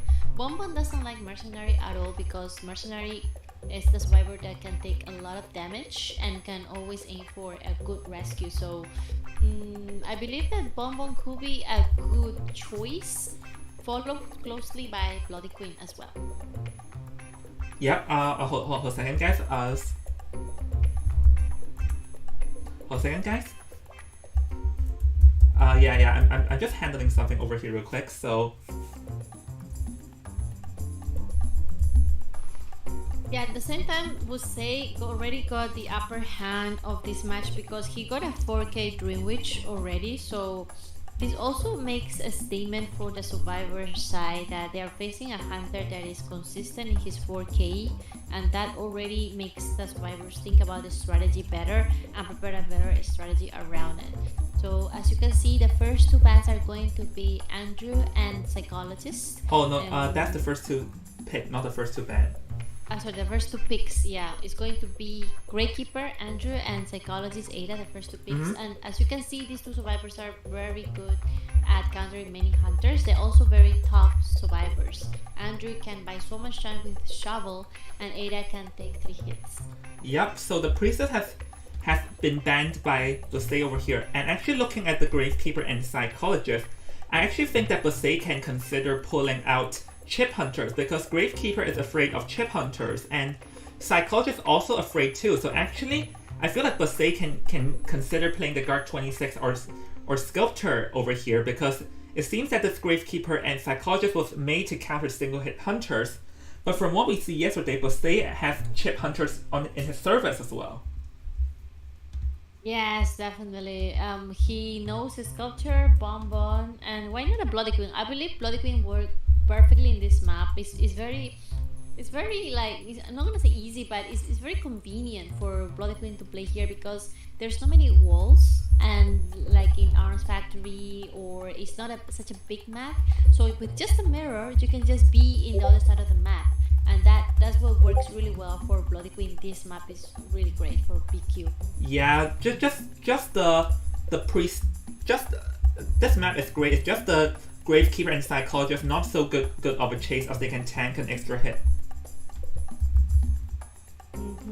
Yeah, both of them have Mechanic is really good pick for the survivors because Mechanic is one of those survivors that will ensure a tie because will accelerate the decoding process, and even though she gets hit, she can still manage to decode. So the pick for Mechanic, I believe, is a very, very smart pick, very good pick coming in from Armada. Yeah, so alright, hold on. The Acrobat, actually, the ban pick is actually completed while we're discussing, as the Acrobat has been chosen next. Oh, sorry, hold on, let me get that right. Hold on a second, let me check real quick. Oh, rather, Acrobat is the 4th survivor being banned, so people don't like Acrobat in this tournament because Acrobat, as we mentioned a lot, he's just pretty much a jack of all trades because his bombs can be used as a soft control to the hunter, and he's also can kite decently on his own too. Yes, definitely. Bonbon is a very feasible character, followed by a Sculptor. Both of them have chip damage, and also they both counter Flywheel in its own way because of the chips damage and also blocking the survivors. They can easily bait a Flywheel coming from the survivors and then make the hit right after they finish the Flywheel. So that could be also a good strategy here. That's why chip damage hunters work really well compared to one-hit hunters. Alright, we've received news that what the last choice is Patient. So Gravekeeper, Psychologist, Patient, and Mechanic. Actually, this is a fragile team if you ask me. This team actually decodes fast, but it's a fragile team because they other than Patient who has kiting abilities, most of them have the potential to die fast against chip hunters. And the chip hunter is what exactly is coming as we predicted, as the Galatea has been chosen, which is a Sculptor. Yeah, Sculptor against the survivors is very strong. She, even though early game when she still has no full presence, with only getting those chips damages small, and then she can reach the presence very fast. And imagine she brings Insolence, sounds even worse. So Sculptor very dangerous in this map. I'm really interested to see what will be the strategy coming in from Armada, because they definitely need to take the pressure out of his hunter and bring those points back. Yep. But actually there's one potential risk for the Sculptor. Sculptor has has a slow chase, and Mechanic is the queen of Cypher Rush because her bot means almost an extra Cypher. So normally in China, people rarely pull out a Galatea against a Mechanic because Mechanic can Cypher Rush, but we'll have to see what is going to happen over here. But there is just that potential that Mechanic can out Cypher Rush the Galatea, which is what Chip and Camp Hunters hate the most. Yes, and Hunters definitely hate any Cypher Rush survivor, but we'll head into the Red Church with Pusei's Sculpture and Armada survivors. Yeah, over here, let's see what's going to happen as we are going to be hopping in the game, and the pressure is on ArmadaX's survivor against this Galatea over here. So, and the Mechanic does not want to get fined first. Yeah, Mechanic is one of the keystone survivors here. Uh-oh. The moment she gets found, will be very, very dangerous for the survivors overall. Placing the bot in this area and now immediately going to transition away to the church. Uh-oh, the Mechanic is indeed the first one, but the Mechanic already transitioned far away. But the Mechanic already placed her bot over here, and it seems that Galatea is failing to locate where the survivor is, or rather where the bot was placed. So now that's going to delay some time, but the bot revealed herself. But if the Galatea is going to commit to the bot, then he's going to waste too much time. Yeah, she really tries to clean up this robot area and now going for following the sound where the Mechanic was, because Mechanic, even though without the robot, she's still very dangerous. She can use the other half of the robot to decode another Cypher, and Galatea, Pusei here, not taking any chances and going to immediately try to get a chip damage on Andrew, the Gravekeeper. Yeah, because at that point the Mechanic has already transitioned far away. And the good news about Gravekeeper is that Gravekeeper doesn't really need to worry to get chipped out in the shovel form.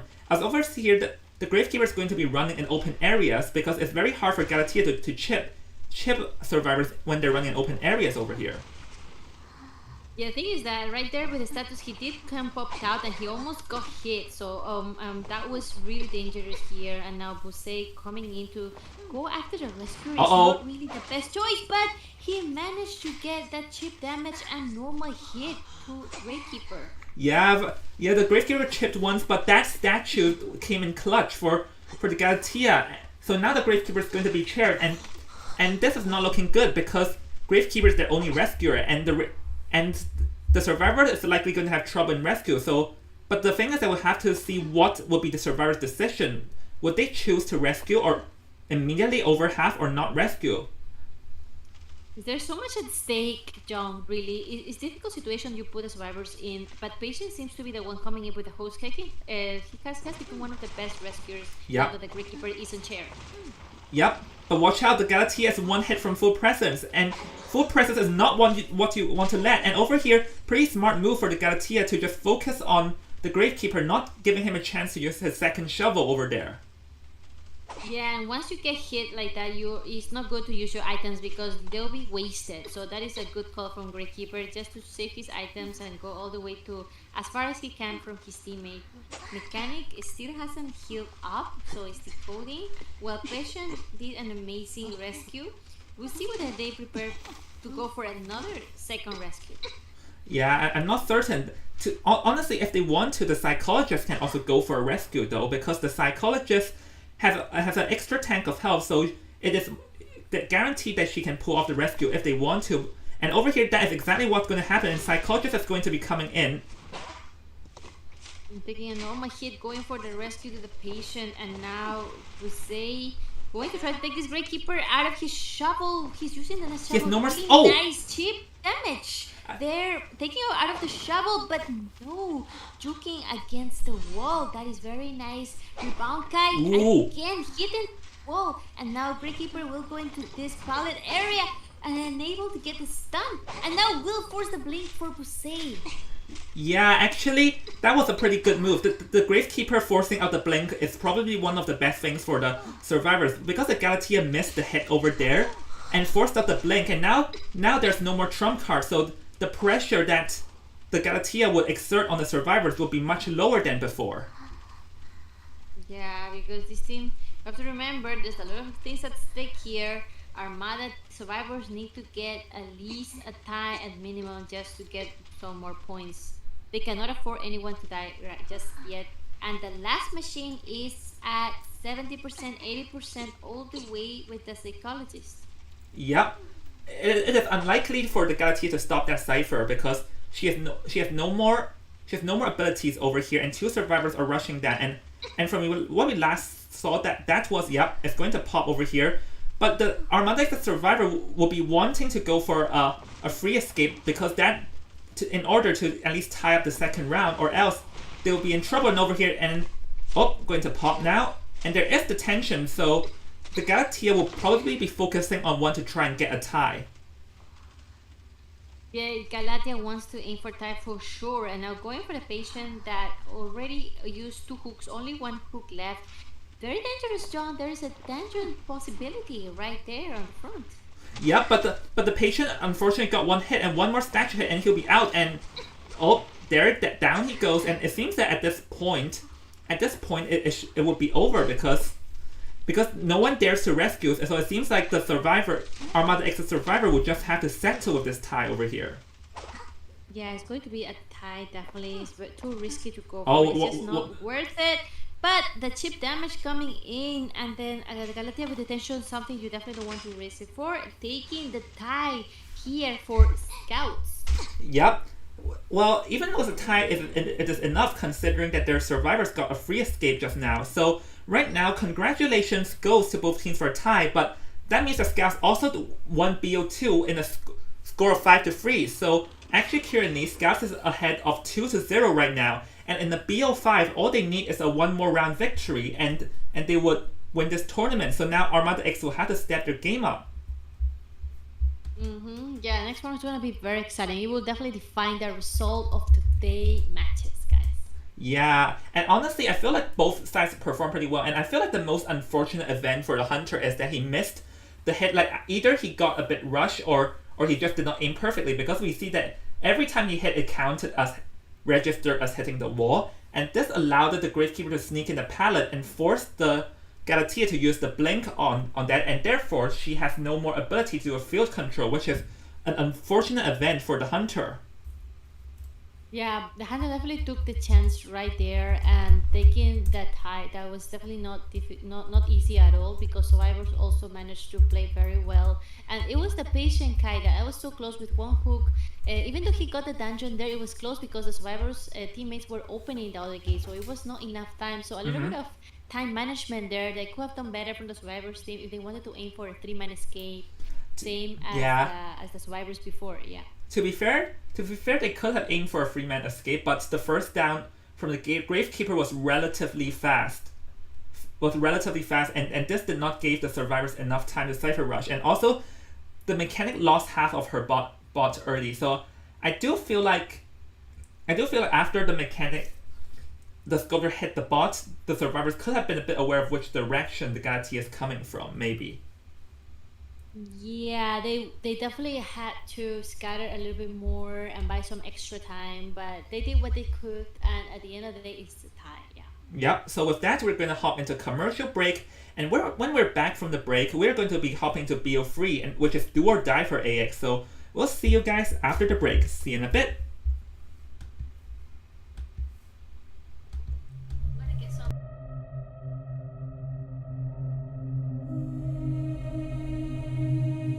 No flowers last forever. I take pleasure in watching them wither.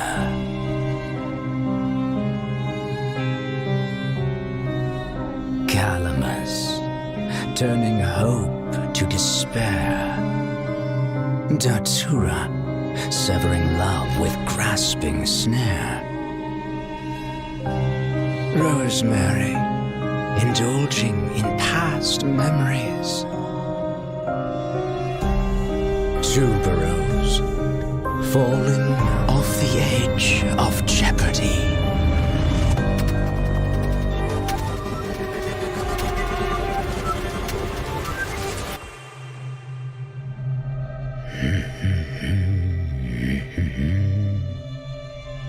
All of them are now withered.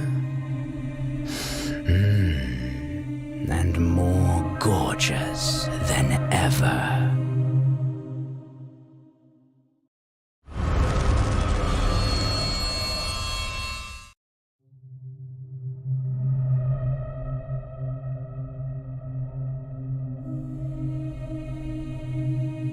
No flowers last forever. I take pleasure in watching them wither.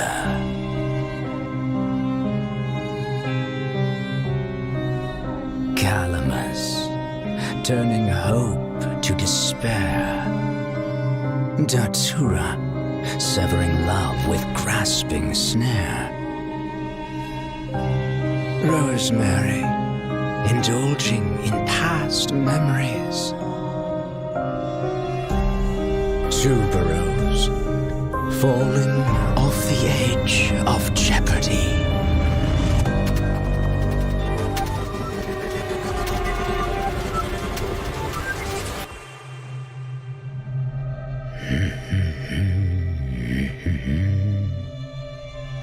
All of them are now withered. And more gorgeous than ever.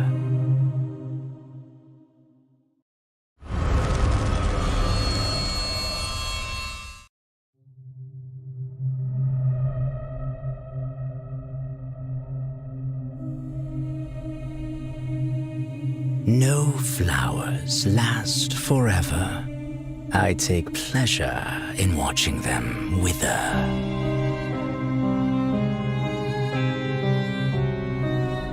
Calamus, turning hope to despair. Datura, severing love with grasping snare. Rosemary, indulging in past memories. Tuberose, falling off the edge of jeopardy.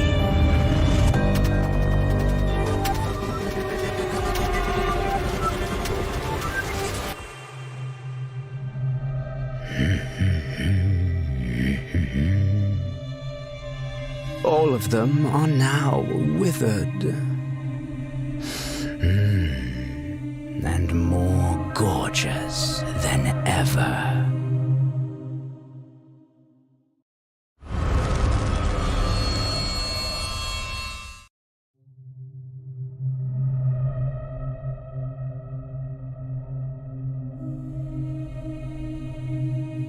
No flowers last forever. I take pleasure in watching them wither.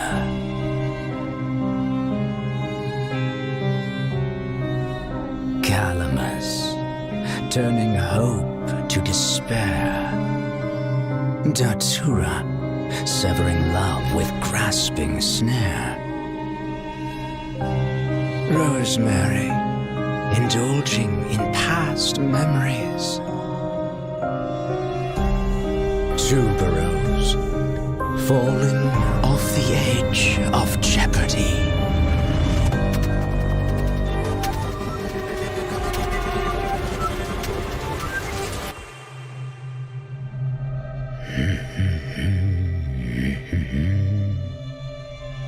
All of them are now withered. And more gorgeous than ever.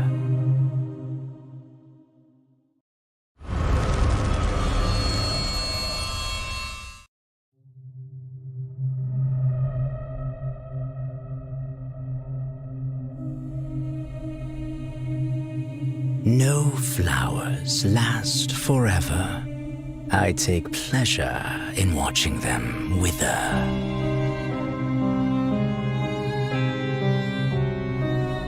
Calamus, turning hope to despair. Datura, severing love with grasping snare. Rosemary, indulging in past memories. Tuberose, falling off the edge of jeopardy.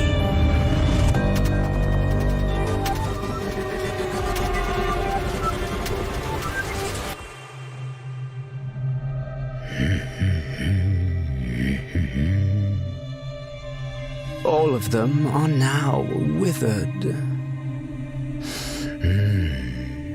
And more gorgeous than ever. ever.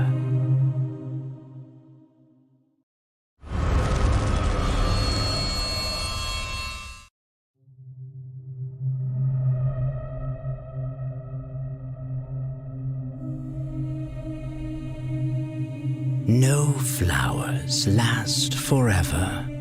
I take pleasure in watching them wither.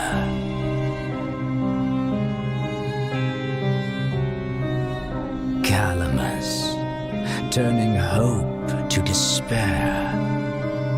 Datura, severing love with grasping snare. Rosemary, indulging in past memories. Tuberose, falling off the edge of jeopardy.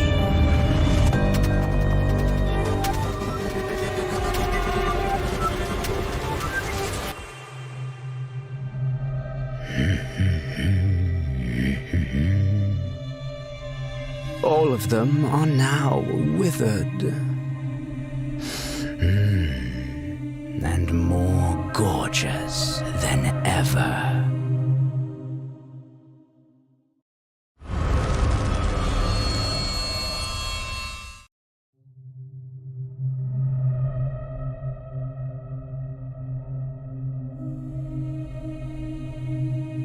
No flowers last forever. I take pleasure in watching them wither.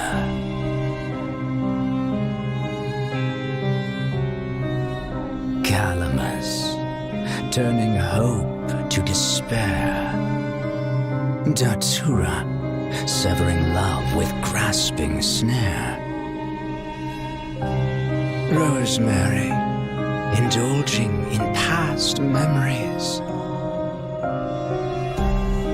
Tuberose, falling off the edge of jeopardy.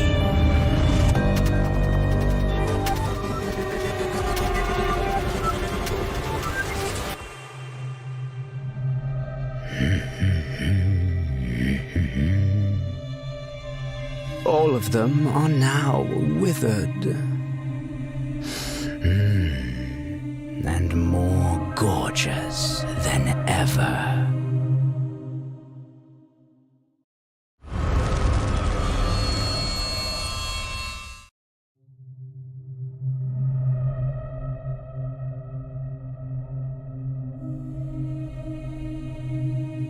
No flowers last forever.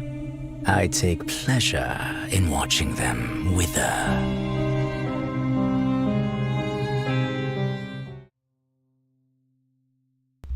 Hey guys, welcome back to Manor Regulars Chapter 2 BO3. And currently, let's update the score real quick because unfortunately the person in charge for the win and loss is not here today, so you cannot see the win and loss. But I'll update you guys. Currently, Scouts is in the lead by 2-0 as they won both BO1 and BO2. This means that if Scouts win this round as well, then they're going to be defeating ArmadaX in 3 straight rounds. So the pressure is for ArmadaX to try and tie up and last much longer. Yeah, so Armada basically just needs to get a tie, right, John? Or more? No. If it's a tie, they're still going to be a BO4. But if it's a win, like if this round ends with a tie, there's still BO4. But if if Scouts win this round, then Scouts would have defeated ArmadaX in 3-0. So ArmadaX cannot afford to lose this round again. Yes, definitely. Armada needs to step up their game and bring out their best strategy against the Scouts, because the Scouts Hunter, like we saw, Buzet is coming in very strong. They're definitely gonna ban his Drain Witch, and like we saw before, the Sculpture. So after banning those two, I believe that there's a possibility here for a Bonbon or a Bloody Queen, depending on the map, John. Yeah, but you have to remember, Scouts chose for their survivor to go first, so this time it's going to be ArmadaX's Hunter, and I do wonder, would Undead be released again, or would they ban the Undead this time? This is Arms Factory, by the way, that's chosen by ArmadaX. Yeah, I think the reason they brought ArmadaX chose Arms Factory is because they believe this is a map that is very good for hunters. And since Carrie is the one going to be hunting on the hunting side today for Armada, then he's definitely gonna have to choose carefully which hunter will benefit him on this map particularly, and to aim for a tie at least. Yep, so hold on a second. So the first 3 bans that we've received from Carrie, the ArmadaX's hunter, is the Seer, the Acrobat, and the Prisoner. So yeah, so this is an interesting ban. The Mercenary was released. The Mercenary was released over here, but one good thing is that the Priestess does not have to be banned because Priestess doesn't have a lot of good portal spots here. Exactly. I believe even though this map is not one of the best for Priestess, I have seen very few matches that use Priestess, and when they use it well towards endgame, it can aid on the dungeon escape or even a 3-man escape. So very dangerous here for Carrie to release a Priestess or to give them a chance to release a Priestess. But I believe that Scouts won't choose Priestess because there are so many other good characters that can be played in this map very well, such as Mercenary or Entomologist. Yeah, there's just... Even, oh, sorry, yeah. Yeah, I was just saying, or even, like, I don't know, what other survivor will work here well. Over here, the first 2 hunters banned, and this time the undead will indeed be banned, and the sculptor is also the other hunter being banned. So there's no sculptor and there's no undead over here. So this will be a good test to what hunters does Carrie here have in their arsenal. Yeah, he definitely doesn't. He definitely doesn't want to give them the chance here. So going for their mains, going to ban their mains, sculpture and undead works really well for Scout side. Yep. So over here, the first 2 survivors being chosen, and it's going to be the Mercenary and the Cowboy. And we do indeed know that they have a Cowboy. They put it out against Somnia yesterday. So actually, this Cowboy pick, Cowboy is actually a good second harasser, and Cowboy doesn't have that much of a Decoing debuff though. So I'm interested to see how this Cowboy assist or do some balloon rescues. Yeah, I'm waiting for you to add me. Also, sorry, I missed the invitation, but yeah, Cowboy works really well against Bloody Queen and against Hunter that are one-hit Hunter. He can take them around the map with the lasso, going to pallets here and there. So I believe Cowboy is a perfect pick for the Scout side. Yeah, Cowboy. I'm excited, but Cowboy's. The weakness of Cowboy compared to Fort is that the hunter can counter it through the drop technique. So if a survivor goes down near a chair, then the Cowboy can't exactly do that much. So that is one Cowboy weakness over there though. Yeah, besides that, in general, Cowboy has a great kiting possibility. Like, he can go from one pallet to another, and then he can also harass, especially in confined spaces like such as Arms Factory. Then it is like nowhere to go here for the hunter. What much can he do? The only thing he can do is just release the survivor, but that will buy more time, and it could aid on the struggle free. So that is very dangerous here, and we'll see how. If it's Mr. Bombastic Cowboy, I would like to see that, but we're not sure if he's actually going to choose that one. But yeah, very excited to see a Cowboy here on the BO3 from Scouts. Yep, so Psychologist has been chosen after the Enchantress got banned. And Psychologist is chosen. So this is a solid team. Mercenary, Psychologist, Tanky, and Cowboy are good support. So it seems over here that Armada, or rather Scout Survivor, is going to be playing it safe because they know that they have the lead. And actually the pressure is on ArmadaX to have to try and be a bit more aggressive to try and reverse the 2 rounds that they are falling behind at. Yeah, they definitely need to play a little bit more aggressive. Here, Carrie will have to be more aggressive against the survivors, try to harass a little bit the ciphers more, and just set his map presence a little bit early and push them to the limits and add some pressure, because this game is also about handling the pressure. If one side or the other gives the pressure, how will the other respond, and then create a strategy to outplay the other. That is all about what it is. So yeah, looking forward to see how will Carrie carry this time. Wow. Puns, huh? So, anyways, Ford is the last one. So, wow, this team, this is, if a Hunter main looks at this team, they'll be terrified. Ford, Cowboy, Merc, and Psychologist, a very harassing strongman type team. Wow. Scouts bringing out the big guns, huh? So this is actually going to be very, very difficult. I mean, as a hunter, like, you will be very scared. Either Bloody Queen or Geisha.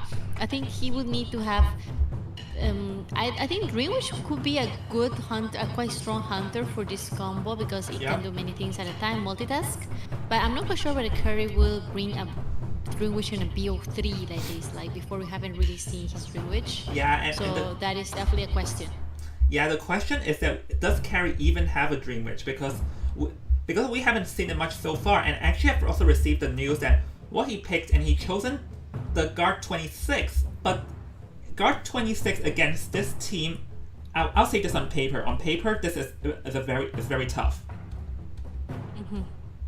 Because the thing is that Bonbon, he relies on, like, he just relies on walking, and he doesn't really have, because he doesn't have the ability to warp around, and he relies on his pure foot to chase. But over here, Ford can dash, Cowboy can lasso, Mercenary can elbow pad. The only viable target for the Guard 26 is going to be the Psychologist over here. Yeah, definitely. It's going to be the easiest target here. While we see there's a flywheel coming in for the Psychologist as well as for the Cowboy, which means that these two survivors are the ones expecting to kite as well, to take the first kites. Actually, we're looking at this team, and actually, only the Mercenary has undead. Everyone either choosing flywheel or broken windows, or lots of flywheels. It seems that their plan is to not even rescue, which is definitely good because Guard 26 is going to be afraid of strong. Yeah, it's a good idea because Guard 26 can camp pretty good, to be fair. Yeah, Guard 26's strength is definitely the camping of the chair, not really the camping of the ciphers, but we'll see how can he manage to get this. Oh, using the Oreo hat skin, that's one of my favorite ones. Let's go. Okay, so over here, I feel like the only viable target for the undead is going to be the Psychologist, but the Psychologist seems to be out of reach and in the other direction, as over here, the undead is going to be walking into the Merc first, which is the worst target for him. Yeah, putting this pallet down, playing very conservatively here, not yet using anything, and taking the first pallet stand here from the Mercenary. This Mercenary was very sneaky there, throwing the pallet onto the bomb, finally using one elbow pad. But now Carrie knows that he cannot focus on this Mercenary at all. One of the worst survivors to go for in the first beginning of the match. Actually, I just noticed a pretty smart play. The Psychologist initially spawned at the shack, but the Psychologist rotated from the shack back to the shack gate ruins, which was exactly where the hunter spawned at. So this Psychologist actually rotated back to the hunter spawned, because she must have predicted that the hunter would not go back there. That was actually a pretty smart play for the Psychologist to stay out of the hunter's sight. Ooh, nice, taking the chip damage right there. There's blink on hand. Forward is still not using much of his ball. There's still a bit more than a half of ball to use. Trying to do this bomb connects, forcing now blink coming in, but that was a little bit predictable for the forward, which he used his rugby ball to dash away. Yep, he used his entire football over here, but his football didn't drag that much of a distance, so he's still going to go down. But if I'm going to say something, is that was a pretty good prediction from the forward, predicted that blink. But now there's not much places for him to kite to over here. Yeah, he definitely needs to try to use the remote control bomb very soon, because forward is just one chip damage away. He still doesn't have a remote control bomb just yet, because the Guard 26 is still in level 1. You're right. That would be a bit rushed, but now the forward is going to this double pallet area, kiting the bomb away from the ciphers, doing a really clean kite, and will take a normal hit. Yeah, but the thing is that is 2.5. This is a near free cipher kite, so this is not looking good for the Guard 26 over here. But so I think if the Guard 26 wants to do anything to reverse it around, it has to be during this camp. Yeah, now Bonbon cannot move from this chair basically because this is the strength of Bonbon, the camping, and we see the survivors already transitioning. Jaden Tan coming in from the front, while else there is the cowboy already trying to lasso the forward and doing a full blood rescue.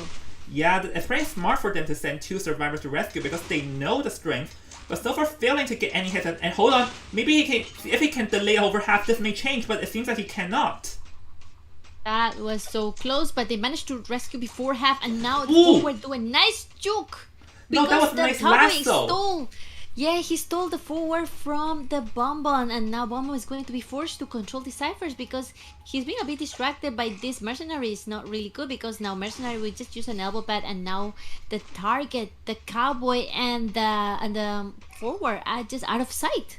Yeah, I honestly, I honestly don't think swapping here was the best move, but it seems over there that the guard 26 did not know where did the cowboy go, and that is now or it's going to be not good because trying to find the cowboy back up now is going to be too late. Yeah, don't worry about it because now Bonbon is back on the tracks and now he found them healing. Luckily forward, not yet healed. He still have health. And now it's going to be up for the mercenary to try to prime the last cipher. I honestly think there was a bit of a misplay because the fort is the one getting targeted, so I feel like the survivors should have healed up the fort first rather than the cowboy, but it's pretty smart here for the fort to go down at this corner because the cowboy is guaranteed to lasso over here because fort has a fast struggling speed. Exactly, and also look at that teleport coming in from Guard 26, going immediately for the psychologist and the mercenary that was decoding right here. That gonna take a normal hit, trying to stop the cipher machine from being popped. Everyone is scattering a little bit. They don't want to give a chance for Guard 26 because this is his only chance here to try to get one more survivor. And once again, a flywheel coming in. Mercenary already back at the machine. He's back at the cipher again, and now Bomb is going to have to target either survivor or cipher machine. Yeah, but the thing is that the survivors can literally just pop another cipher, which is exactly what we're seeing right now, as 2 ciphers are going to be popped around the map, and the Guard 26 can't exactly control 2 ciphers. Yeah, definitely has no machine control, while the forward already self-healing with a syringe over there. Never Forget Me is trying to hide from the hunter, but Bonbon got his eyes on the prize and it's going to be for him another rough guide in this area. Yep, so over here, the 4 is once again going to be dying at the corner safely from the cipher machine, and this is going to force the Guard 26 to go back to control the ciphers because as long as the fort goes down at the corner, the cowboy can always come in to lasso. The machine is primed and they popped it right in time, giving Guard 26 the tension. So now we are facing a Bomb with the tension. Yep, so over here the psychologist is popping the front gate, but it seems like this merc is going to get hit, and this is actually a dangerous situation because if the psychologist cannot pop the cipher in time, this may lead to a disaster move. So the psychologist realized it and it's going to be moving away from the gate over there. Very smart move indeed. Now the mercenary will eventually go down. That is actually not too bad, but now it's going to be up to psychologist whether she can take this guy going around this dungeon area while Cowboy is already at the other gate. Forward heading also to the back gate. This is going to be very difficult because now they have to heal up the mercenary, and now psychologist will be down as well. Yep, and don't forget the Guard 26 does teleport on hand, so if the Guard 26 wants to risk it, he can teleport over there to try and catch the survivor because they went down in front of the gate. The merc is nowhere near the gate. It's just the question of if he dares to teleport or not. I think he doesn't dare to teleport, John, because look at him. He's just walking, trying to feel that tinnitus. There's no tinnitus, then he'll just move away, and you see the sneaky cowboy will go for the psychologist rescue. Yeah, actually, the question is, can Guard 26 realize what are the survivors up to? Because if the psychologist gets rescued over there, then things are not going to look good over here. Now Psycho going to get rescued. So now all 4 survivors still free. Yeah, he missed the control remote there, and then giving a chance here for the forward to kite, giving another bombs right here. He needs to hit him with the tension. Nice hit from the Bonbon, and now Jaden Tan will be down and will be going to chair. Yeah, yep. So the merc at least gonna get shared over here, but actually this is also a potential. One potential bad news is that the survivors, if they want, they can try to charge for escape they want, and gonna teleport, but the cowboy and psychologist are free, and watch out, the psychologist is going to the 4 is going to dash for the merc, and everyone is going to get out. So this time he got greedy too late. That was a little bit too little too late, because now Forward and Mercenary are both dashing through the gate, and it will be a Scout's victory for this match. This is the second time it's going to be a 4 escape in this tournament. So with that, I feel like the Guard 26 had a bit of a lost focus towards the end, because they did not predict that the cowboy would come back to snatch the psychologist when they charged out. So I feel like he had a lost of focus on on how he wants to be aggressive towards the end. Yeah, definitely. That is a beautiful 4-man escape from Scout team right here, ladies and gentlemen. Very nice, very many things to learn, but have to be kudos for the Bomb for Carrie bringing Bomb in this map. Again, this combo, that was very difficult to deal with, and he did his best trying to manage the survivors that were decoding and kiting him. Yeah, so now actually this is not looking good, very not looking good. That means one thing, Scouts, AX must get a 4 escape. If they lose this, they cannot afford to lose this BO3. So if they must get a 4 escape. If they don't get a 4 escape, then it's going to be over. That's right. A lot of things at stake at this moment. Yeah, so with that, we're gonna hop into commercial break, and we're going to be back after the break. And the question is how AX Survivor is gonna achieve that 4 escape. So we'll see in a bit.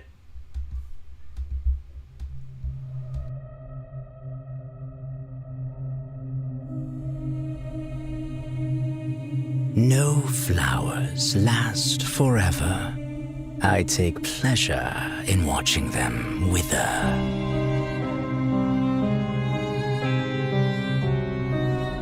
Calamus, turning hope to despair. Datura, severing love with grasping snare. Rosemary, indulging in past memories. Tuberose, falling off the edge of jeopardy.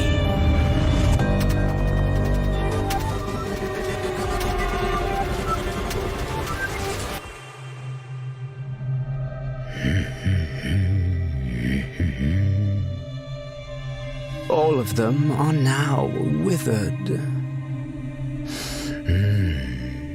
And more gorgeous than ever.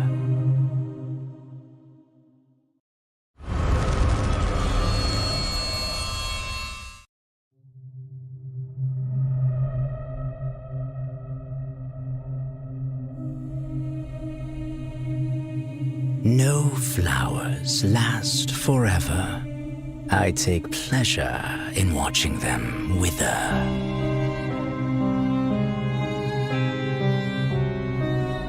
Calamus, turning hope to despair. Datura, severing love with grasping snare.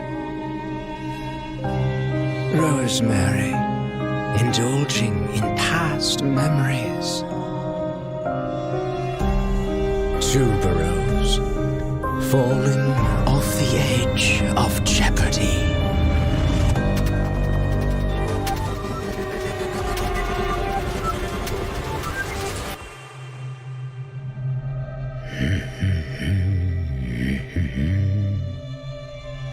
All of them are now withered.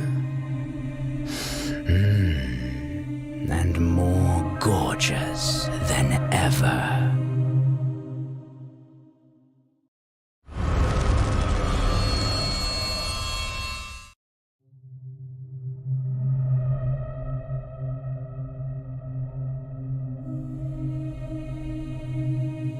No flowers last forever. I take pleasure in watching them wither.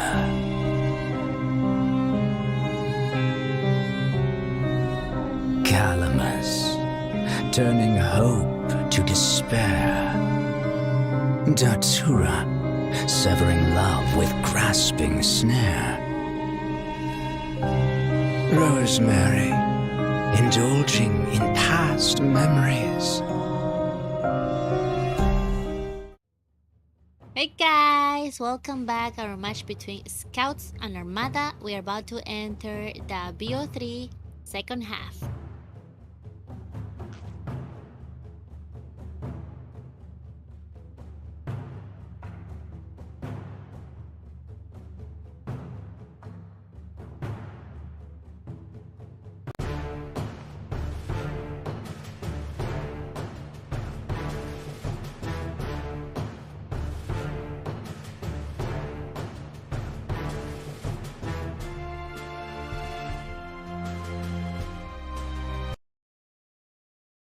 A lot because because we're talking backstage.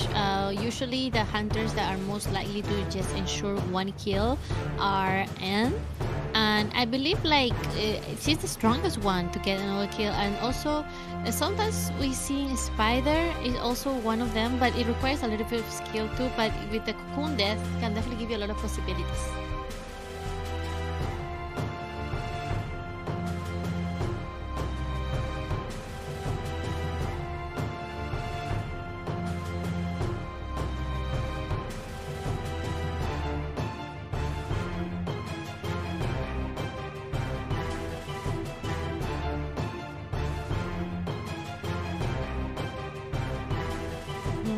Yes, definitely. And also at the same time, stunners and harassers, the only thing is that because of the stun and support, they also take time away from decoding.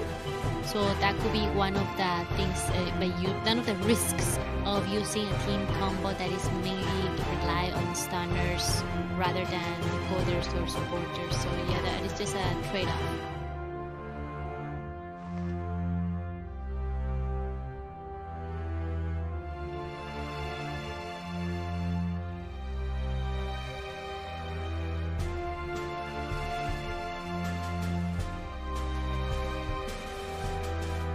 Exactly. Another survivor that we're talking also back in IBC is that Balmer also is a very reliable survivor. Not sure whether he also works for 4K, but usually he always also ensures that he himself will be saved, or also ensure one more survivor will be saved with the coffin, either placing the coffin on a really hard to get spot for the hunter or just at the dungeon.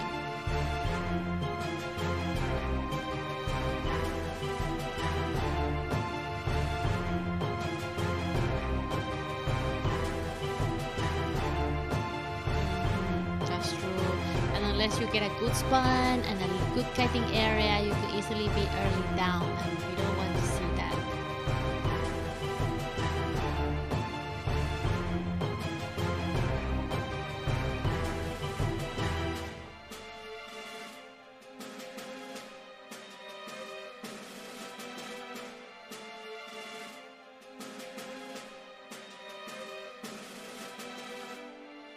Yes, definitely. Once again, it depends on the circumstances that he's found, and it requires a lot of kiting skills. So, we're talking about the standards for a bit. Let's go back to that topic. What do you think are the main, preferable stunners for getting a 4K? A 4 escape?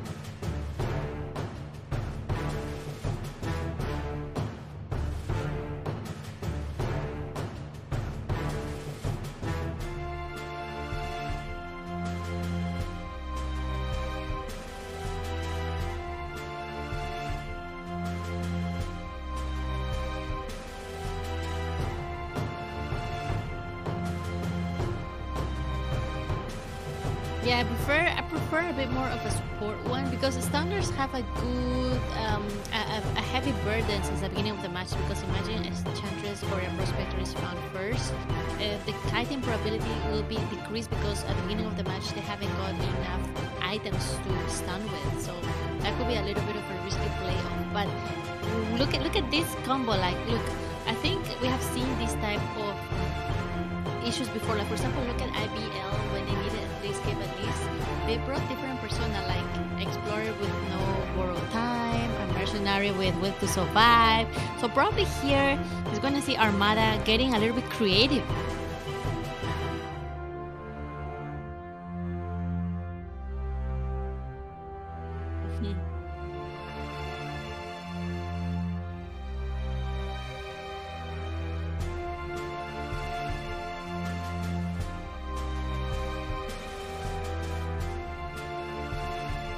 Yeah, they cannot risk that. That is way too risky. I think 2 Titaners should be good enough to ensure a little bit of decoding time while going for 2 full kiting builds. I don't really think Flywheel is that useful, but used well, it can really help. But you know, Flywheel is just one of those traits that is really comes in really clutch. Like if you know how to bait it and also how to bait a hunter, so it requires a lot of practice.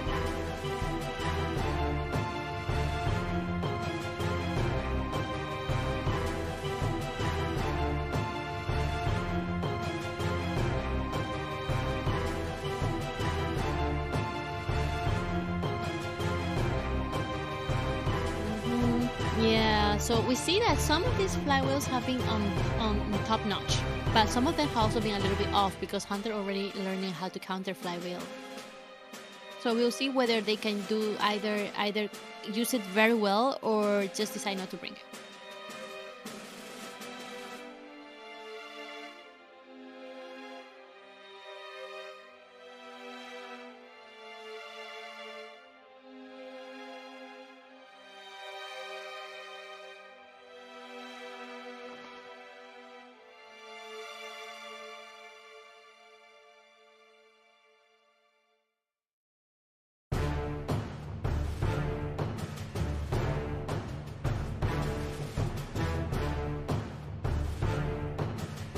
Yeah, definitely.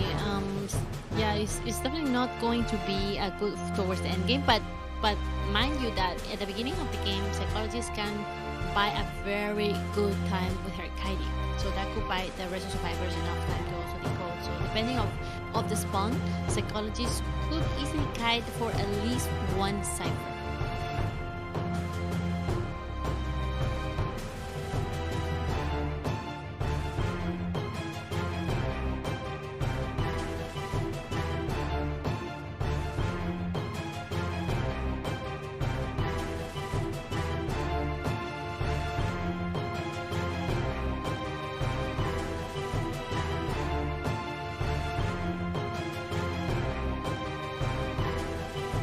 Definitely, and a Greykeeper ban is something that is not common, to be honest. But wow, it seems like Buzet is coming in very strong and very aggressive as well. I'm very scary about Buzet right now. Like, I don't know what Hunter will keep bring, but since you said that he has many hunters under his sleeve, I believe that any hunter at this point could work for him because he only needs to get one, mind you, only one. So that is a lot of things can go wrong for the other team, for Armada.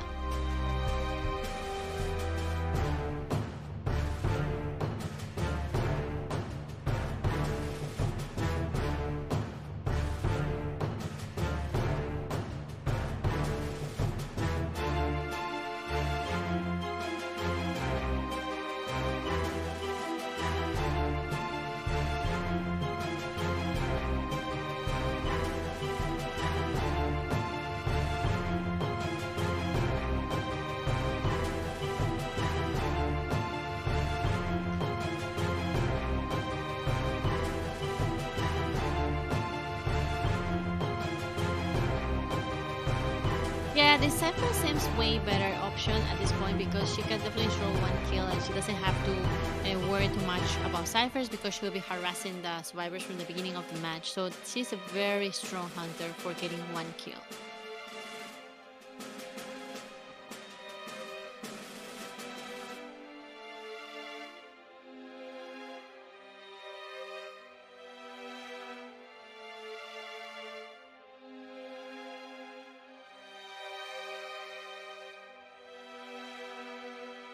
Yeah, Doris is extremely good Bloody Queen, and we can see that the survivors real quick, they have 3 fly wheels coming in for Enchantress, psychologist, and 4 little girl.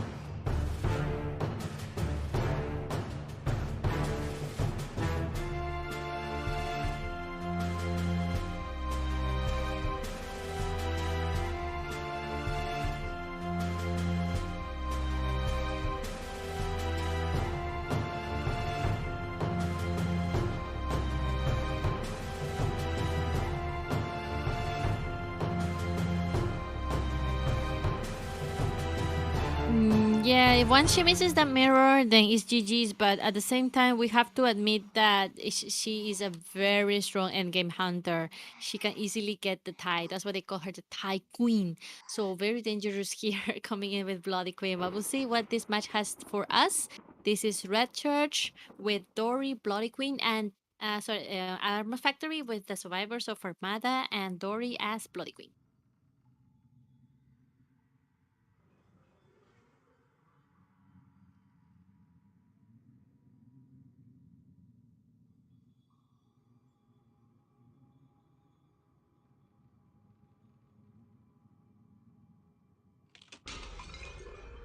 Oh, John, Dory says she's not the hunter in the chat. Dory says she's not the hunter, it's Kyo or something like that. That's what Dory said. It's okay. Let's go. This spawn is actually in the middle, but it seems to be a little bit technical difficulty. There's another technical difficulty that I forgot to unmute myself. I only unmuted you, so oops. Never mind. Let's continue. Yeah. All right. Okay. So we just pretty much like you guys only heard soy milk, but not me. But I believe you guys mostly understand what we're talking about. But we just did mention that we feel like we thought that a disciple would be picked because disciple is the queen of eliminating one. They're playing right now, John. Oh. They're in the match. Oh no. Yeah, so basically it's Bloody it? Queen right here. Yeah, throwing the mirror to the little girl and not the... It? Oh, hold on. For a split second, I thought, all right, there's some technical difficulties because I accidentally left the game, so I think we have to restart that. Already? Yeah, I think we have to restart that because I accidentally left the game. That's my fault. Can you pause that and communicate this to them? Yeah, sure.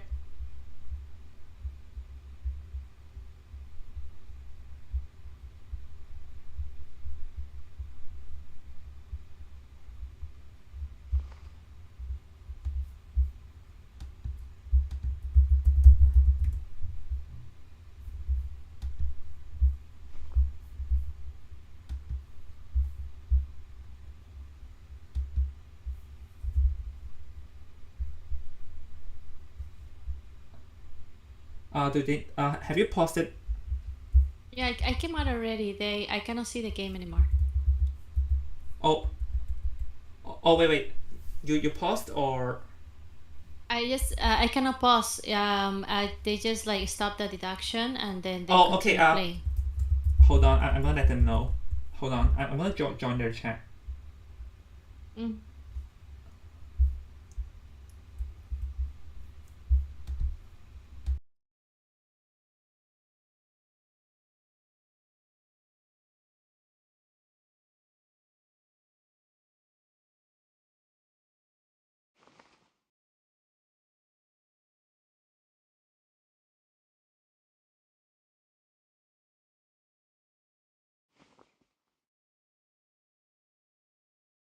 Okay, sure. It's fine.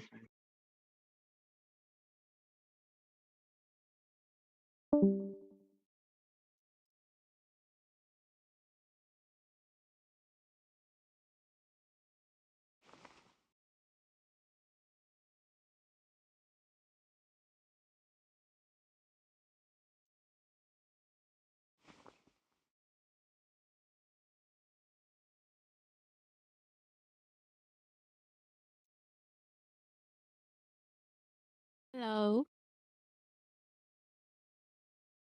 Mm-hmm.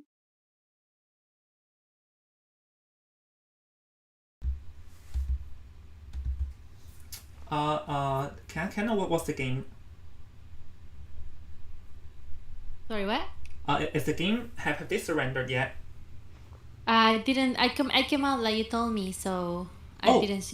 oh, we're not supposed to come out. Everything is a mess. I came out because I thought I invited the wrong hunter and we're gonna restart. So I made there was a misunderstanding, but now hold on. Let me go and talk to AX. Hold on. Yeah.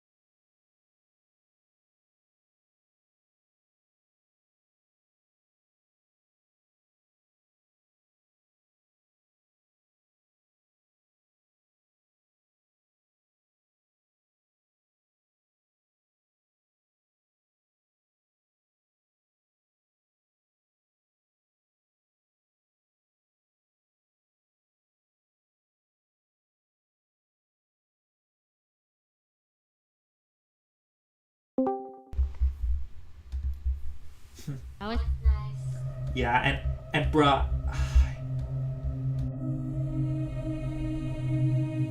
No flowers last forever. I take pleasure in watching them wither.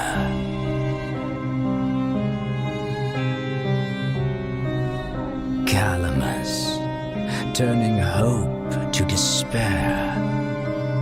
Datura, severing love with grasping snare. Rosemary, indulging in past memories.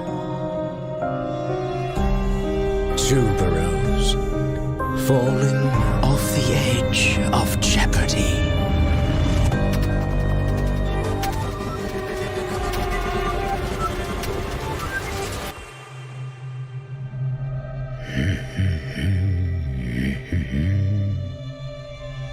All of them are now withered.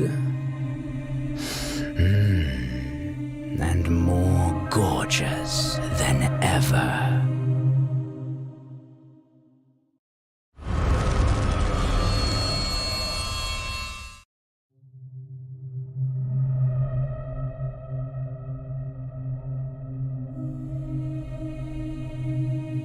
No flowers last forever. I take pleasure in watching them wither.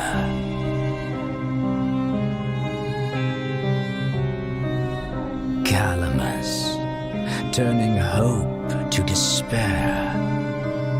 Datura, severing love with grasping snare. Rosemary, indulging in past memories. Tuberose, falling off the edge of jeopardy.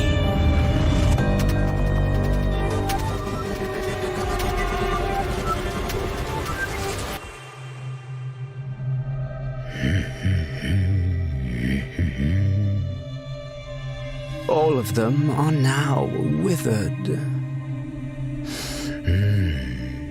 And more gorgeous than ever.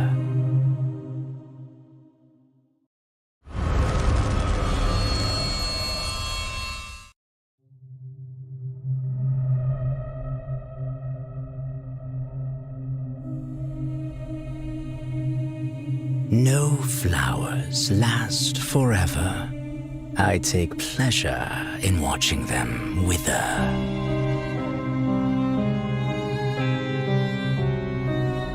Calamus, turning hope to despair. Datura, severing love with grasping snare. Rosemary, indulging in past memories. Tuberose, falling off the edge of jeopardy.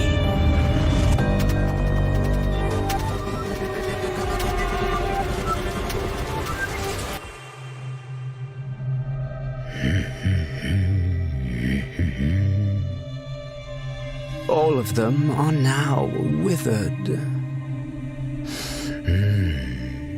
And more gorgeous than ever.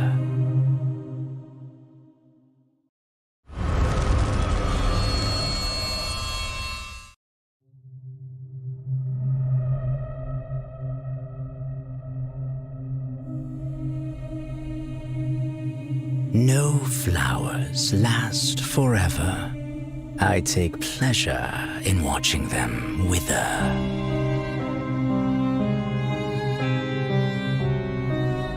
Calamus, turning hope to despair. Datura, severing love with grasping snare. Rosemary, indulging in past memories. Tuberose, falling off the edge of jeopardy.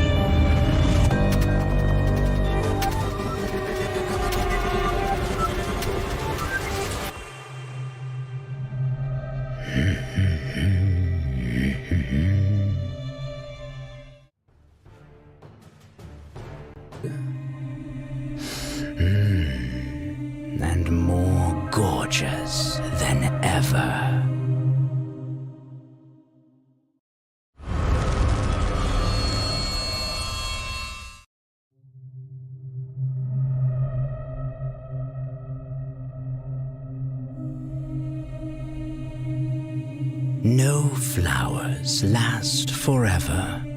I take pleasure in watching them wither.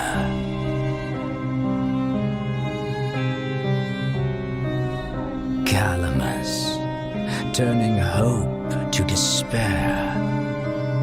Datura, severing love with grasping snare.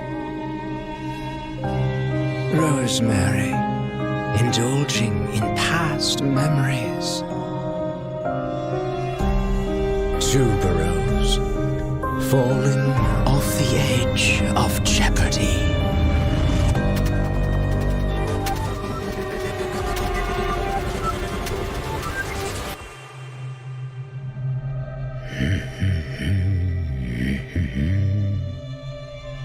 All of them are now withered. And more gorgeous than ever.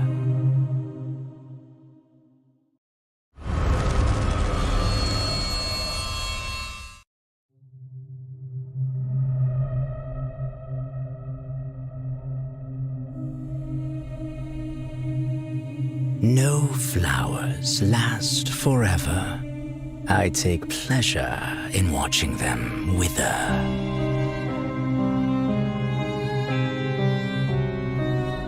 Calamus, turning hope to despair. Datura, severing love with grasping snare. Rosemary, indulging in past memories. Tuberose, falling off the edge of jeopardy.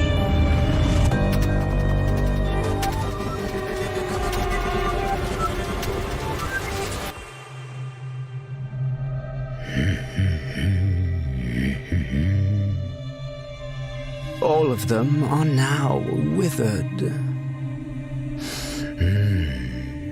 And more gorgeous than ever.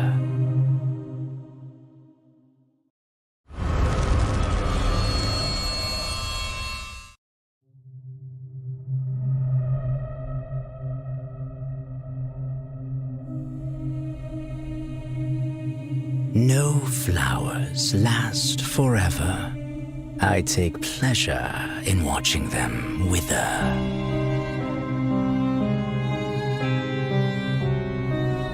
Calamus, turning hope to despair. Datura, severing love with grasping snare. Rosemary, indulging in past memories. Tuberose, falling off the edge of jeopardy.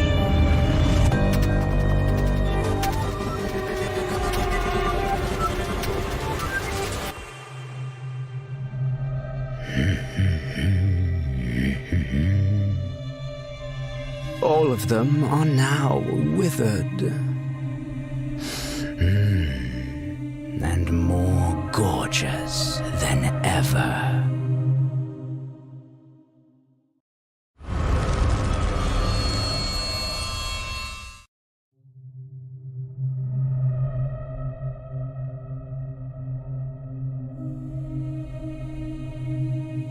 No flowers last forever. I take pleasure in watching them wither.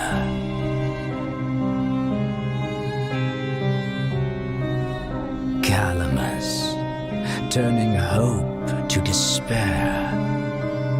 Datura, severing love with grasping snare.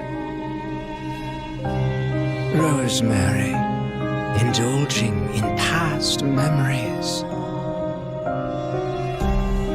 Tuberose, falling off the edge of jeopardy.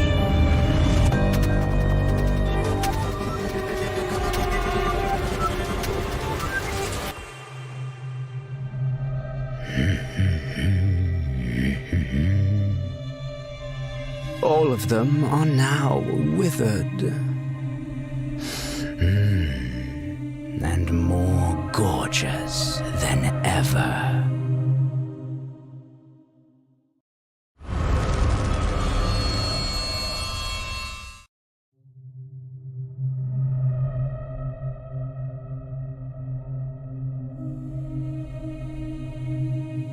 No flowers last forever.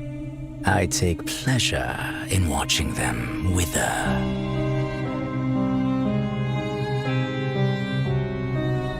Calamus, turning hope to despair. Datura, severing love with grasping snare. Rosemary, indulging in past memories.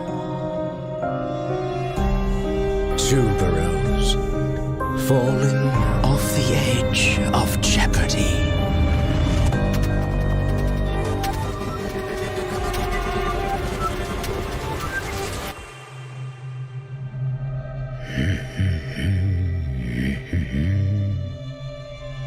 All of them are now withered.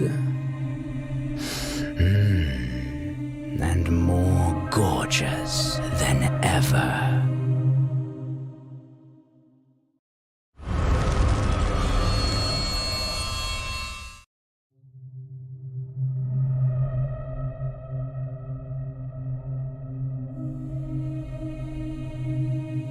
No flowers last forever.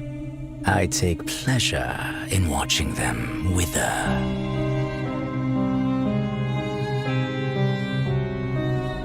Calamus, turning hope to despair. Datura, severing love with grasping snare. Rosemary,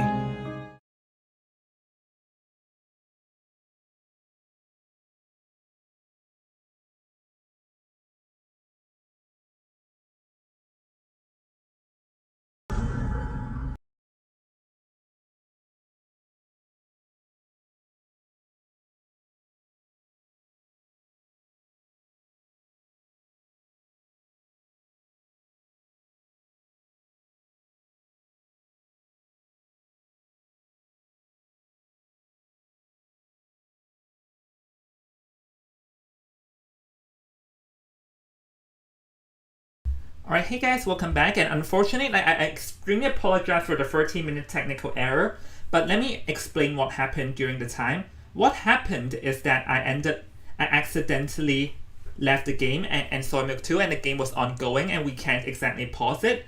So the game has ended up taking place off screen, which ended up that that Scouts has won. So over off screen, we've congratulated Scouts. But the last match is still going to be streamed, which is, I once again apologize for the huge mistake of not broadcasting the last match live. So we have received the recordings as ArmadaX has uploaded it to a Google Drive. I've got the file. So Soymilk and I will be commentating this last match. And Soymilk, I'm going to be sharing the screen to you.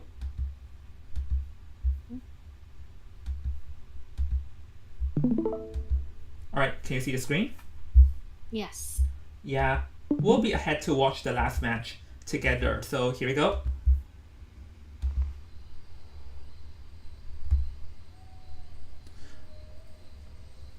Okay, so Bloody Queen is in here. Oh. Yeah, she's just waiting here, but she starts the match real fast after this. Ah, I see, yeah. Yeah, so, alright, over here, okay, we don't know about the positions this time, so... Oh, Bloody Queen over there found someone. Little girl. Let's see, can you hit with this mirror though? Yeah, this mirror is a little bit fast, but it really helps her by distance to the survivor right now.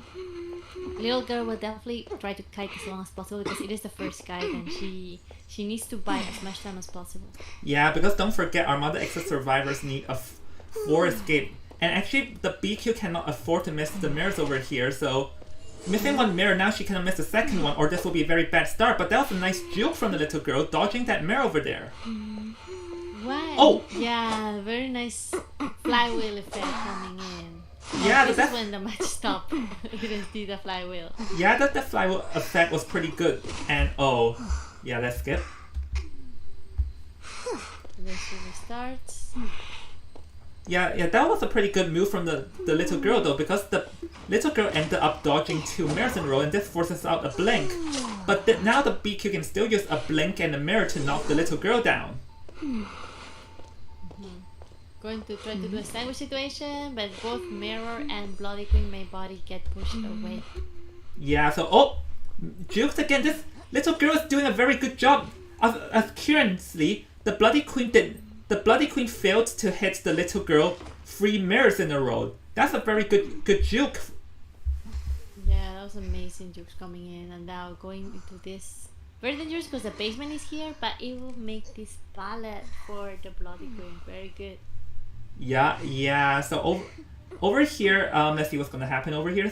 So this is the 4th mirror. So far, this Bloody Queen used 3 mirrors and failed, and this 4th mirror that once again did not hit. This little girl is dodging around all these mirrors, and this forces the Bloody Queen to change targets on this first officer, which will be very hard. Yeah, very difficult because first officer has 2 watches, and he can just use them to kite for a little while, and already 3 ciphers remaining. Yeah, and Somnia, your volume is a bit low, but Okay. Oh, already 3 ciphers remaining. Yep. So now gave up on the first officer over here, as there's no choice, because there's just no way the Bloody Queen can chase down the first officer. So here we're going to chase a psychologist instead, and as we mentioned, the psychologist is actually the best target because she has no abilities for the gate war or endgame. Yeah, that is very nice kiting here. And now the psychologist will go into this factory area, trying to bait the Bloody Queen to enter the pallet, and the Bloody Queen just going for it. Nice mind game here from Bloody Queen, making that hit on the psychologist. Yep, the Bloody Queen over here can actually wait for a while and wait for the empathy to pass, because there is a danger of knocking the psychologist down when empathy is still active, is that when rescue she'll end up being in full health again and needs an extra hit. So that was a smart move from the Bloody Queen. Yeah, that is very nice. And now he's going right to this chair. First chair for the hunter, where there's already 2 ciphers remaining. Doesn't look good, but once again, Bloody Queen only needs to get 1 survivor. Yeah, and don't forget is that just now the 1 cipher has been popped, and the last cipher that we saw was around 50% when we last see it. So never mind, that was the cipher at the shack. So the survivor is going to pop a new cipher while the enchantress is going for rescue, and the enchantress does not have Tide Turner though, so we have to watch out. It's actually a very good call to go for another cipher rather than just staying right next to the main cipher, because that could possibility for the survivors to just pop another cipher without having to care about this one. Yeah, so now over here the psychologist is going to go down, but oh, that was a pretty good mind game from the psychologist, getting a stun over here and forcing out another mirror. That was beautiful, and now it's going to get a normal hit on the first officer. What an accurate mirror right there. We'll see whether it will use the mirror trick or just decide to stay in this area looking for the psychologist. But yeah, Bloody Queen is just not sure which cipher or which survivor can she get, because she definitely needs to get just 1. So that is very difficult here. Yeah, but over here, the psychologist seemed to have made a bit of an error, because the psychologist ran back to the hunter's face, and ideally, that's not what you want to do, because the psychologist has no kiting abilities and chaired once. If she gets revealed again, then the Bloody Queen will just focus on her for the entire game. Yes, definitely going in for a second chair. And then now the survivors are a lot of machine, which is already primed. Oh, it's primed already. Well, so yeah, over here it's looking to be a 4-man gate war, but once again the Bloody Queen only needs 1. The Bloody Queen does not need any extra. Oh, knocking the little girl down over here. Maybe considering to switch chairs or not, because actually the cipher is not yet primed. It's still 69%, which the enchantress is rushing it. Definitely, and now going to get that hit on the little girl, and now going to wait for trying to do a terror shot, but now 2 survivors are going to escape this chair and hitting the last effort while popping the machine at the same time. Yep. But don't forget, this psychologist is dead on chair. So right now the enchantress will have to come to protect her. And juked once, but unfortunately cannot run far from there as the psychologist will be going down. And this is her final chair. So the moment this chairs, this also announces Scout's victory. Yes, that is very smooth victory here coming in. We have to give it to the survivors of Armada though. They did fight for a bit, and now little girl did very nice jukes. Like they were trying to buy as much time as possible and try to get the 4 survivors out, but that is extremely difficult against the Bloody Queen with the tension. Yeah, and the little girl got found over there once again. And from what you see, the little girl is going to instantly teleport away, not giving a chance. That was a pretty smart move because the Bloody Queen was not close to the little girl, so there was no heartbeat. Yes, that was amazing gameplay, and it will be a GG's for Scouts. Yep, with that, we've congratulated Scout for winning an interview off screen. So once again, congratulations to Scout for defeating ArmadaX and winning Manor Regulars Chapter 2, rising back from the loser's bracket. Congratulations. And once again, for all your audience, thank you all for tuning in, and I extremely, from the bottom of my heart, apologize for this mistake that I made. This is a very, very serious mistake, and there are no excuses. I hold all responsibility, and hopefully this did not affect of how you guys enjoyed this tournament. And thank you guys for tuning in. And I enjoyed all my time casting here. Me too. Thank you guys so much for having me, and hope to see you soon. Yep. Take care. Yep. Take care, guys. And Scouts, once again, congratulations for defeating ArmadaX and being the winner of Manor Regulars Chapter 2 after being the runner-up in Chapter 1. So once again, congratulations you guys for the redemption. And alright guys, it's Invisible Joan, and I'm going to be signing off for the last time. See ya guys, and thank you all for tuning in the stream. Bye!